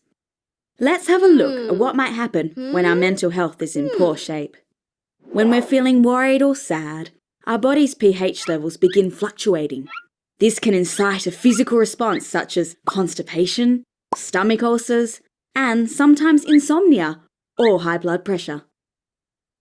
Being constantly unhappy or stressed can also impact our immune system, which is why we seem to get more coughs and colds around exam time, or why we take longer to shake off infections when things are busy at work. And of course, if we're feeling moody or nervous, we're more likely to skip physical activities that are good for our body, and instead, those pesky temptations become harder to ignore. So we might reach for the ice cream or an extra glass of wine. And if we're really unhappy, with no idea what to do, we may even resort to liquor, tobacco, or other drugs, which is usually a recipe for disaster. Trying to choke back the tears takes a lot of energy, leaving you feeling drained, burdened, and even achy or sore. Anxiety causes a constant cloud of unease, fear, or worry, which makes our bodies release a steady flow of adrenaline, a chemical normally intended for quick reactions. Adrenaline generally leaves you jumpy, unable to relax, sweating, or even become frozen, unable to take action. You might have trouble sleeping, even if you're tired, and you might even need to use the toilet more frequently. Anger is another adrenaline-releasing emotion. That's why when angry, your muscles tense and your breathing speeds up. Without being expressed, adrenaline causes long-term tension. If it's not released, you could end up exploding in a rage or smaller, unpredictable outbursts. These fits of emotion can put you at a greater risk of a heart attack, so make sure to express your anger in a healthy way, which can range from writing down your emotions in a journal to hitting a punching bag at the gym. Experiencing constant anger can also restrict your breathing, which makes you prone to respiratory problems.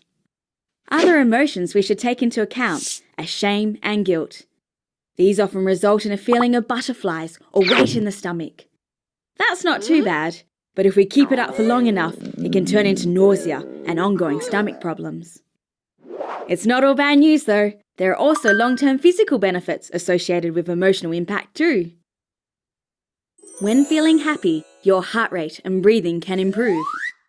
And most important of all, it causes the brain to release more endorphins and dopamine, our happiness chemicals. Falling in love not only makes you feel relaxed and content, but surprisingly, it's also thought to boost the growth of new brain cells, which helps improve our memory. While having too much adrenaline in our body can be quite damaging, short bursts of it can actually be a good thing. A little dose of adrenaline can momentarily heighten the senses, improve breathing, boost the immune system, and null pain. This is why some people enjoy fear-provoking activities like extreme sports, haunted houses, or scary movies. The natural high produced by that quick adrenaline hit not only feels fantastic, but it can also leave you with a sense of confidence. As we have seen, emotions have a big role in our physical health. The elements we've talked about can be helpful signals that something isn't quite right with our emotional health. If we start listening to our bodies, we can start taking action to improve our mental well-being. On your next visit to the doctor, make sure to talk about your physical symptoms and any feelings or problems you may be experiencing in your life. You might not be used to talking about these things, but it's important you do so that your doctor can take them into consideration when deciding the best course of action for you. A healthy mind promotes a healthy body. We hope you found this video enlightening. Nice, right? A healthy mind and healthy body. So you see, it's all connected.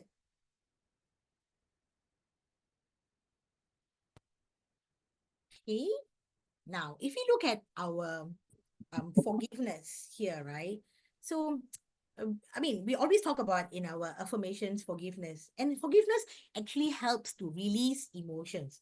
So, if you look at it, forgiveness is a powerful way to release negative emotions like anger, resentment, and hurt, right? Because these emotions can weigh us down, just like carrying heavy stones in our hearts and causing stress and discomfort our body, mind, bodies, and our soul, even. Right? Holding on to these feelings over time can block our healing and happiness. So some people can be saying that, oh, yeah, I'm keep on healing, healing, healing, but it's not working, because the emotions are trapped or deep rooted. You need to go to the root cause of that emotion, have an EFH, emotional freedom healing, to throw it out so that you accept it, that whatever that is caused the trigger, acceptance, and then that leads on to getting an over and done with slowly out of your system. Okay, by not addressing it, right, and avoiding it, it's not going to help also. So that's why is forgiveness so important? So forgiveness is important for our emotional well-being, also helps us to restore relationships and friendships and all that, and personal growth. By choosing to forgive, right, we create space for healing. And then this helps us to make connections and for our own personal empowerment. Most of the time we think we are forgiving for the other person, but it's actually we are helping ourselves because it helps to free us. And we become more joyful because it's like a big load out of your mind and out of your body and all that. So it's thrown away, right? So forgiveness sets you free. So when we forgive, we set ourselves free. And forgiveness isn't about excusing others or ignoring our pain, but it's about letting go of the past, which no longer controls us in any way to make us emotional. It's a way of freeing our hearts and minds and creating space for, new new form of relationship, new peace, new love, new joy to flow in. Okay, until we have let go, then the space cannot be created for the new things to take place. Right? So forgiveness allows us to heal, not just for others, but for ourselves. So by letting go of the grudges, we release the negative energy that traps us, making room for light and love to fill our beings. So this healing process helps us align with our true higher selves and help us to live a more peaceful and purposeful life. I remember one of my colleagues when we were going home, she was telling me, we were talking about helpers. So a few years ago when she had helper, of course it was helpful sometimes, but then sometimes you have other issues and problems to manage when the helper is not on the right track with you, or so then, and she was saying that it came to a point that she decided no more helper for the children. She will take, it's okay if the house is messy, it's okay if the dishes are not done that day, she can do it the next day. So she decided this is it, and that helped her to load off the unwanted stress from her. Because most of the time we are very concerned about, the house is messy, what will people say, what will people think, oh, must do this, must do that, and it becomes an extra toll on your health and your body and your productivity. I'm not saying keep the house messy, right? But the thing is, you know how to manage. I mean, if you do not have the time to clean that particular day or that few days, it's okay. You still can get back to doing what you need to do. But if you are overly stressed and this is affecting you and you become sick, then there's a lot more issues to address to than to just look at a messy house. Don't you agree? Yeah. So it's important to have certain things the way the outlook of things. The house will be there, the mess is there because you have kids. You can come back and do the cleaning up. You don't have to kill yourself and stay up the whole night because next day you have work, and you don't have to kill yourself to clean until that you don't have enough rest and go to the work next day and have a grouchy day or a bad day, that sort of thing. Okay, so sometimes certain things, it's good to work out with the spouses. The spouses have to understand, right? Of course, like messiness, it takes both it takes the people in the house to clean up, not just one person who has to manage the whole thing. Okay, the spouse, the children, everyone, give them a duty and then get them to all join in to get things done. Okay, so it doesn't take a toll on just a person themselves. All right. Now, you cannot see your reflections in the boiling water. When the water is boiling, you can't see your own reflection because you only see bubbles, right? So similarly, you can't see the truth in a state of anger. When the water is calm, clarity comes, right? So it's very important that we know that sometimes certain things, when we are very angry, it's good to move away and take a breather and go for a walk or something, and then come back to it and see. When your mind is calmer, you can see and maybe even come up with solutions much better than when you are in a state of angry. When you cannot think straight, you will be just spilling out words that will cause cracks that cannot be mended later on. So sometimes the pushing the silence button is important instead of throwing everything that comes to the mind or mouth out. Yeah.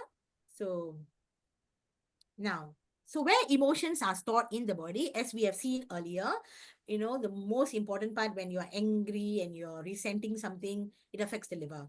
Okay, a recap of this whole thing. Yeah, the heart, excitement, and even shock, right? I remember on April Fool's Day, one of my naughty colleague go and throw a cockroach, a fake cockroach, okay, a plastic cockroach at another colleague. But another person was walking and she screamed so loud, we all got a shock, like, because we didn't see actually what happened. But after she screamed, then we all understood that this naughty teacher naughty colleague go and throw a cockroach at the other lady to trigger another one, but another one got, but we were like so scared because her heart was beating so fast. We thought she had heart attack, so sometimes, too much of a shock can trigger off some things in your body as well.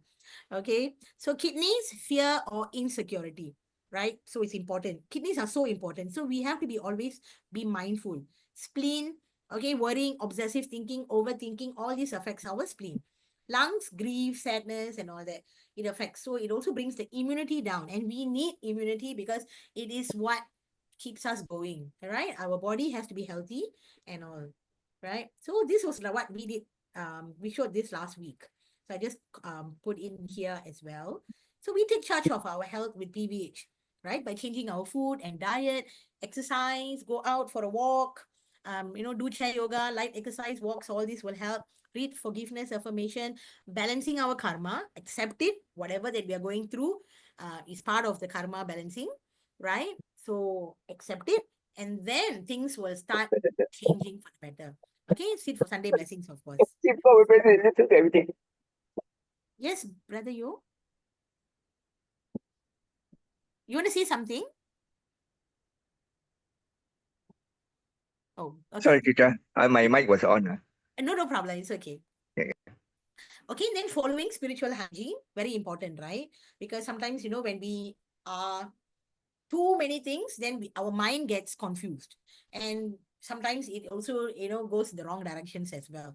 So following properly, spiritual hygiene is important as well, right? Understanding and managing our emotions are very important because this is our body and we know our own emotions better than anyone else. So we can learn to take charge and manage it Do not suppress it, let it out, but in a positive manner, that where you can actually learn. So one way is journaling, the other way is talking to someone, and all that, or just going out in the nature and just, doing something that will actually help.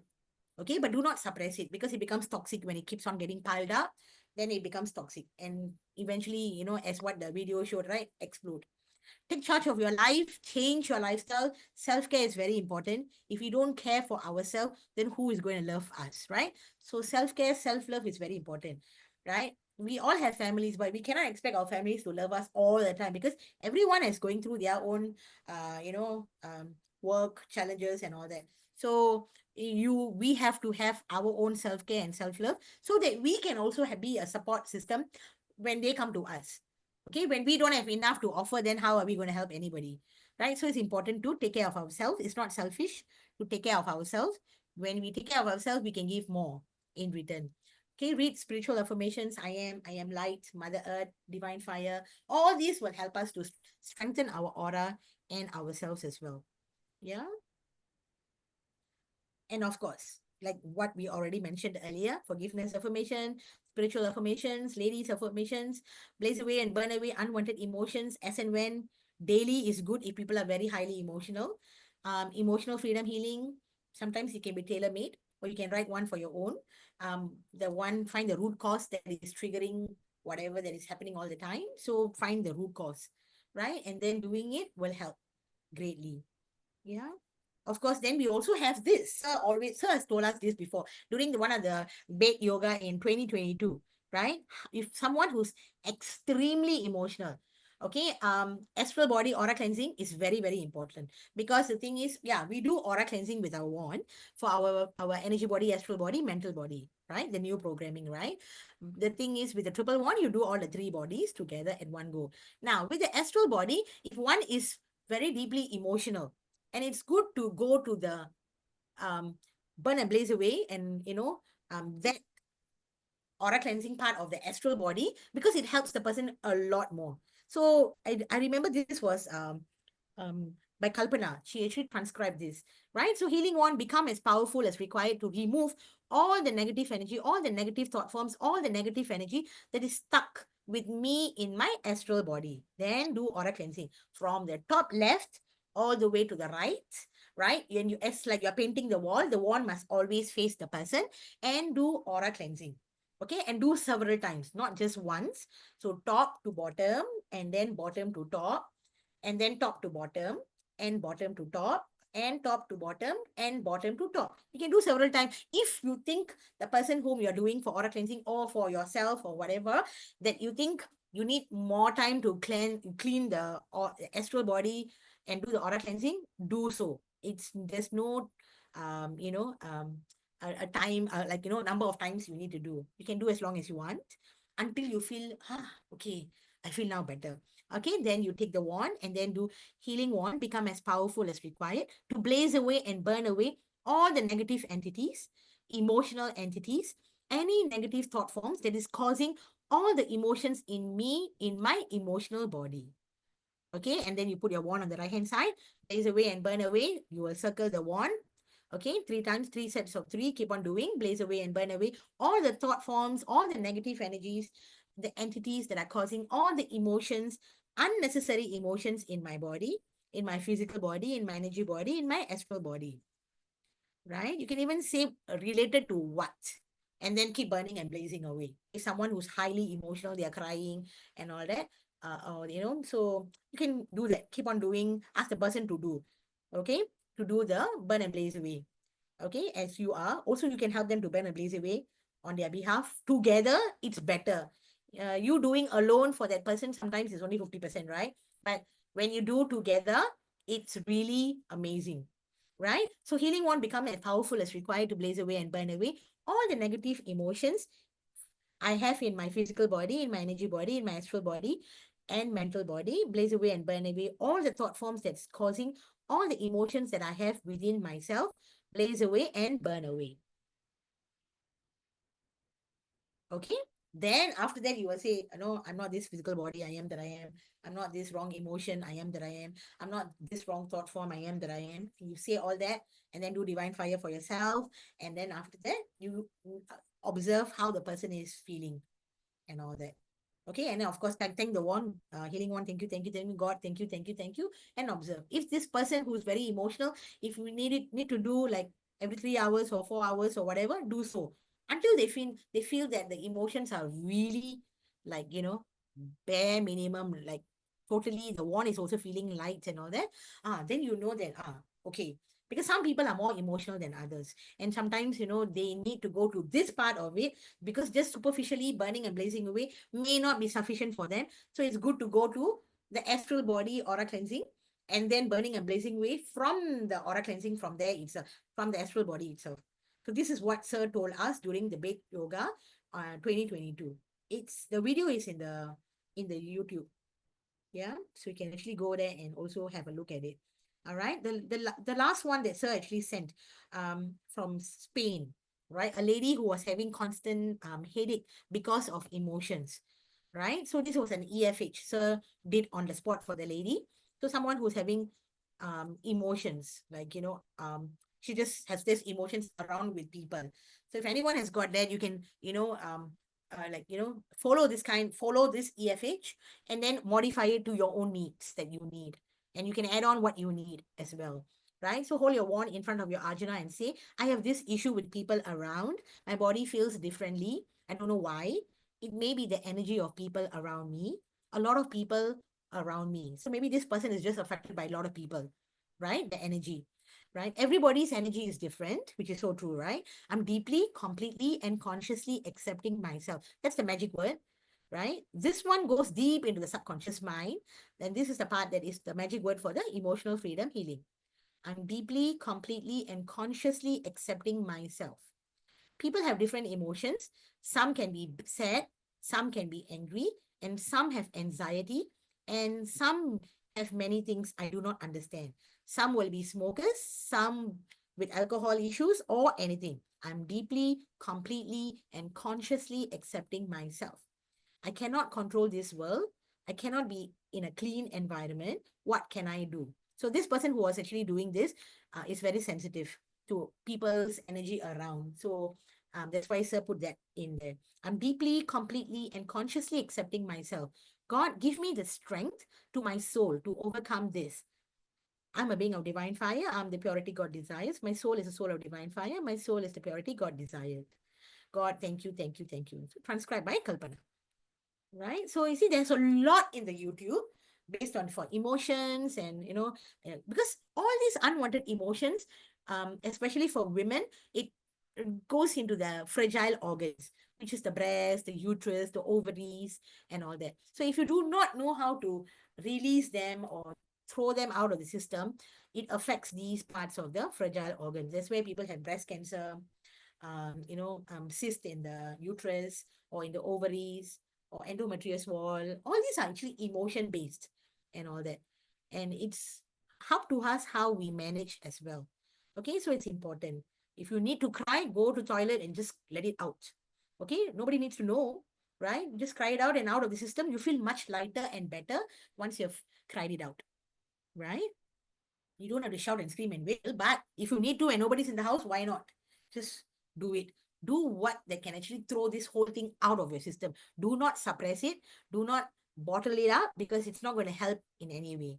Letting it out in a positive way, right? Throwing it out of your system, okay? It's good. Yeah. Here, there's also another way to heal our brains and the cells. Okay, so shared during the 2022 the big yoga as well. Okay, so healing wand become as powerful as required to heal the brain area that produces all the required hormones for my physical body to function well, right? Because our brains produces a lot of hormones, right? There's about like oxytocin, so many. Even these are the names we have known too, but there are other hormones that are produced by the brain which we don't even know. So it's good to say that all the produces the area that produces all the required hormones. So let the one heal the part that requires the physical body to to heal, the part of the brain that helps the physical body to function well and all that. So let the wand do it, because the wand is very smart. The wand will know exactly what energy is needed and how much is needed and all that. Okay, heal all the cells, the part of the brain that is giving me all the right hormones to do all the work for my cells and my body. Remember, we are 54 trillion cells. Okay, and we were formed in one cell in our mother's womb. From that one cell, we have become 54 trillion cells. Every cell is doing something or the other for us, for our body to function, for our body to do something and all that. And it's very important that we help our organs to do so and not hinder it from functioning. Okay, so it's important that we know how to we know that now that what are the organs that get affected easily with emotions, and we know how to manage, because this is our organ. This is when you get angry with someone, that someone's organ is not affected. It is our organs that is affected. So it's important to take note of that. Okay, and it's not worthy to hurt your own self, right? Chitra, sorry, I need you to go back to the number 35. You don't mind? Sorry, I messed up. Yeah. No problem. 35, yeah. I think after oral cleansing is this one, right? No, after you mean this one, is it 34, right? Yeah, after the I, astral body aura cleansing is this one. okay, correct. Thank you so much. Thank you. You're most welcome. Okay, so we talked about limbic system, which is the most important part, which is the part of our emotion center. Okay, so limbic system has a group of brain structures which involves in the memory, emotions, and behavior. So we have a powerful wand that actually we can heal these parts. And now we have three wands, right? So the triple wand can heal both two, right? So you can heal your limbic system, your hippocampus, the amygdala, your hypothalamus, thalamus, and basal ganglia. Okay, basal ganglia we hardly speak about, but basal ganglia, I remember when Madam Mohana did on for the autistic children, it plays an important role because it's a motor control. It plays a role in rewarding the process and habit formation linked to emotions and how we feel motivated, how we feel, self-motivation as well. So basal ganglia is one of them, which is part of the brain. Okay, of course, there are many other parts of the brain. But again, you see, healing the limbic system and these crucial important parts itself will help to heal the other parts automatically, because we have a conscious effort to heal our limbic system. And if we consciously practice forgiveness, that itself will help to produce our glial cells to clean up all the unwanted emotions and anger and all that, and create the aura of forgiveness, which helps us in managing our brain system, which helps with our emotional part of the brain as well, right? So you don't have to know many um, words or many parts of the brain to heal, because it becomes like it's just too much and massive, right? So the important parts, it's good to focus on, because limbic system is our emotional brain. So the emotional brain limbic system must be healed daily, right? Because every time when you the more you heal, the stronger your emotions are also becomes more balanced and all that. Hippocampus, very important. It's for our memory, right? So it's good to heal. Amygdala is a fear factor. It's a center for fear, right? And so when people who get triggered off easily, very fearful and all that, amygdala does a wonderful job when you heal. Hypothalamus is connected to our endocrine system. So adding on hypothalamus and thalamus, it's good itself, isn't it? So because hypothalamus it also produces your hormones, and also like how the hunger, the thirst, the body temperature, it releases the hormones of from producing in the hypothalamus itself. Then thalamus is a relay station to send all the signals to your senses related to emotion, how you should be reacting and all that. So, and these are part of your pituitary gland, your endocrine system and all that. So it's good to include your hypothalamus and thalamus, right? So these are the parts that I thought were more crucial. So I listed it out so we can all heal and all that. Okay, now recap of the process of emotions, right? So remember, emotions are formed in the limbic system, which is our emotional center here. This is our limbic system. So limbic system is very important because that's where all our emotions are formed. So I feel that we should actually heal this. So I do heal my children, the limbic system, so that they don't get, sometimes, healing this part of it, they are more rational in thinking as well, right? So emotions are formed in the limbic system here. Now, the prefrontal cortex, which is this portion here, gets the feeling, right? That means a feeling is triggered. Hey, something happened and I get a feeling. Then this feeling can lead to a thought. Hey, what am I going to do now? Which leads to an action. Am I going to react this way or am I going to react what way? Right? So always remember that it's connected in somehow or other. The other emotions are formed in the limbic system, right? In your limbic system, you have your hypothalamus, your hippocampus, amygdala, thalamus, basal ganglia, all that there already. Okay, your prefrontal cortex, which is your higher order cognitive thinking, decision making, reasoning, your social behavior is all that in your prefrontal cortex, which is here. That's why we don't want children to use too much of handphones or iPads because it damages their prefrontal cortex. And at a young age, when it gets damaged, it becomes very difficult because theirs is more, they're just forming, right? Their brains are just forming. So the prefrontal cortex is very important and all that, so that it doesn't get fried or radiated and all that. Because if you see certain videos and all that, the scientists have shown it becomes very red because too much of exposure of handphones and iPads and all that, right? So here and then from here it gets the feeling, right? And the feeling leads to a thought, right? And the thought later on leads to an action, which is responsible for controlling and executing, like what I'm going to do now and all that. So this is how life goes, right? The kind of thing. Now, another thing that I wanted to also mention is like, inner peace begins the moment you choose not to allow another person or event to control your emotion. It takes much practice. It's not easy. Every one of us are human. It's natural to react, but it takes um practice to reach here. Some may not. It's difficult to get there, but practice makes perfect, right? So as long as we know emotions impact our health and emotions plays a massive role in the way the organs function, and if we do not take care of our emotions, it's inevitable that you develop a disease. Because you saw sadness and grief affects lungs. Constantly being sad, constantly grieving, constantly talking negative self-talk is not going to help anyway, right? Anger, unnecessarily getting anger and not able to manage your anger, it's going to deliver. And then being fearful of everything and not able to manage the fear. What is the cause of fear? Go to the root cause of the problem. Again, it affects the kidney. Worry affects the spleen. So a lot of people don't realize the impact of what emotions actually does to the health and the importance of being mindful.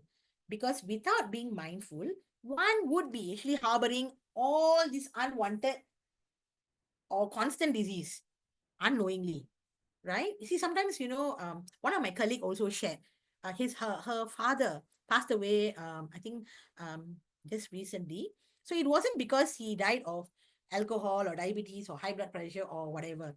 He actually died of loneliness, right? Because he was lonely. His wife, who was a companion, died um, a few months ago. So he was lonely, right? So the loneliness caused problems and also diseases. So basically, loneliness also increases 50% of dementia cases also, right? And it's important that, um, you know, sometimes even you are in among people, you can feel lonely, right? It's a different definition of lonely and loneliness and all that. So sometimes it's good to get involved in certain activities, go and meet your friends, do things that make you happy, get out of the house, staying cooped in the house and all that can also be quite frustrating and all that. Yeah. So it's good to just get out, take a breather, go do anything that you like. Involve in a little gentle sports, do good, go do social work, volunteer yourself to do things which helps, right? So again, so it's important that sometimes people who live alone, they may feel lonely. But you see, when people live in a whole house of people, also they feel lonely. No difference.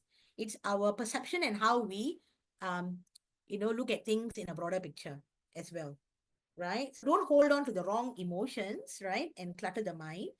right? So it's important that, we are on Mother Earth and we want this journey, this is our life, and want this journey to be peaceful, be happy, and so focus on the positivity, be the light and bring the light and keep shining, right? So don't keep replaying the bad moments or negative emotions. Play the beautiful memories that you may have created or have been created, and yeah, point to note, we can all go on about emotions, on the effects of our health and all that, right? But remember, we are the owner of this body, right? Our soul resides in this body. The body is the temple of our soul, right? And we have a choice that we can make, and we are the master of our destiny. We're not going to let anyone run our life for us, right? So do not allow anyone to break your peace or happiness. Live the moment. Don't worry unnecessarily. What is the future going to hold? What is going to happen in the future? Then you don't leave the moment. Then you lose this moment. At this point of time now is 12:54. We will not be able to receive this same 12:54 again, right? Unless you're a different different countries in the different time zone, you may get the same time 12:54. But if you're in Singapore and Malaysia, there's no way you're going to get back your 12:54 again, because once the time has passed, right? You're not going to get this 5th of April 12:54 again, because it's gone. It's gone means it's gone, right? So live the moment. Don't worry unnecessarily. Okay, speak to the powerful wand that we have. Ask for guidance. If you're lost, ask for guidance. Okay, read the affirmations. Strengthen yourself with affirmations. We have a PVH family. Everyone is so supportive and all that. So go to someone who will actually help. So all will be well. The creator who brought us to Mother Earth will not abandon us, right? Believe to receive. The most important, believe to receive. A person in good health, right, may have many, many wishes, right? But a person in bad health, right, only has one wish: to be healthy again. And we take so many things for granted. We have good health, but we will not look after it, but we will go and, do all kind of things when we are young and all that to spoil it, right? So it's important that we don't take things for granted. Don't take our health for granted. Okay, we are good health. We have to be grateful for that, because we can do so much things with this health that we have, right? So it's not worth, carrying someone else's baggage on yourself, right? The soul knows how to heal itself. It's the challenge is to silence the mind, right? Because keep on, self-negative talk is not going to help in any way. Sometimes it's good to ignore the self-negative talk, unnecessary. After a while, it dies out and all that. Yeah. And again, don't plan too much. Life has its own plan for us, right? So always remember that some of the most important or beautiful moments of our lives are actually unplanned. It just happens, and we are like, "Wow, this is so beautiful." We have fun, right? So it's important. Don't plan too much. Okay, remember, God has another plan. We have another plan. So don't plan too much. Let's go with the flow, and let's be happy. Okay, it's never too late to reinvent yourself. Start a new career at 40, nothing wrong. Fall in love at 50, well, that's wonderful. Learn to dance at 60, start a whole new life at 70. Stop saying you can't, you can, and you should. Dreams don't have an expiry date. Remember that. When I was at university, I was only 20 years old, I think, when I was in Australia. So I remember this colleague, no, this person who was another student. She was in her 70s, I was only 20, right? So she was in her 70s, and she was coming to study, doing her bachelor, at that time. So you see, I mean, she's 70. Everybody will be like thinking, hey, she should be, at home resting or doing. But no, she decided to do something with her life, right? And enjoy the moment, live in the present. It's never too late to learn anything or to do anything. Okay, it is our life to manage, right? With that, we end today. All right, this is Sir's bank account. Anyone who wish to contribute, please do so. And thank you everyone for being here. Thank you, Chitra. Madam, Good lesson. thank you very much. Chitra. Thank you. Excuse me. Thank you, One Chitra. minute, Well, Chitra. lesson learned today. Thank you, I ma'am. just Thank wanted you, to thank you, thank you, I thank have you. missed the part Thank one. you. Chitra ma'am. Yeah, Thank you, Chitra ma'am. madam. Thank you. Thank you. Thank Anyone you, want to Chitra ask ma'am. anything? Thank you Or very Thank you. much Thank for you, your good everyone. information. For the Thank sharing. you. thank you. Madam, can we Thank you. have the whole Thank you. meeting and also the part one? Done. Chitra.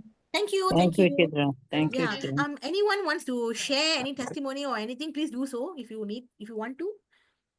Madam Nivedita is here. Kalpana. Thank you, Chitra. Thank you, thank you, thank you. Madam, hello, am I Hello. audible? Am I audible? Yes, yes, you are. Yeah, madam, it was a wonderful presentation. Thank you very much for the way you have collected and presented it to us. Thank you very much. It's very informative and to sharpen ourselves in how we can very minutely do things well with PVH. Madam, I had missed the part one. So Oh I just yeah. wanted to know if I can the send recording is the part one, the last the week before session. Actually, I forgot to send to US. I'm so sorry. Yeah. Yeah. But I will send it to Shweta, and then she will post it in the group. okay. And if you have this recorded also, then both would be wonderful. Sure. Thank you very much. Thank you. Thank Okay. you. Thank you Thank very you. much, ma'am. Thank you. Thank you. Okay. Have Thank a you, wonderful weekend, Chitra. everybody. Good day to all. Thank you. Bye Thank bye. you, Chitra. Nomadi. Bye. Hello, Bye. madam. Thank Bye. you. Thank Hello. you. Thank you, Chitra. Thank you. Thank Thank you. you. Thank you. Thank you so Wonderful much. Thank session. you. Bye. Hello, Bye. madam. Bye. Bye, Oh, bye. sorry. Hello, Bye. madam. Thank you. Madam Chitra. Sorry. I'm from Mumbai group. Can you share part one and part two recording in that group? I'm sure I will.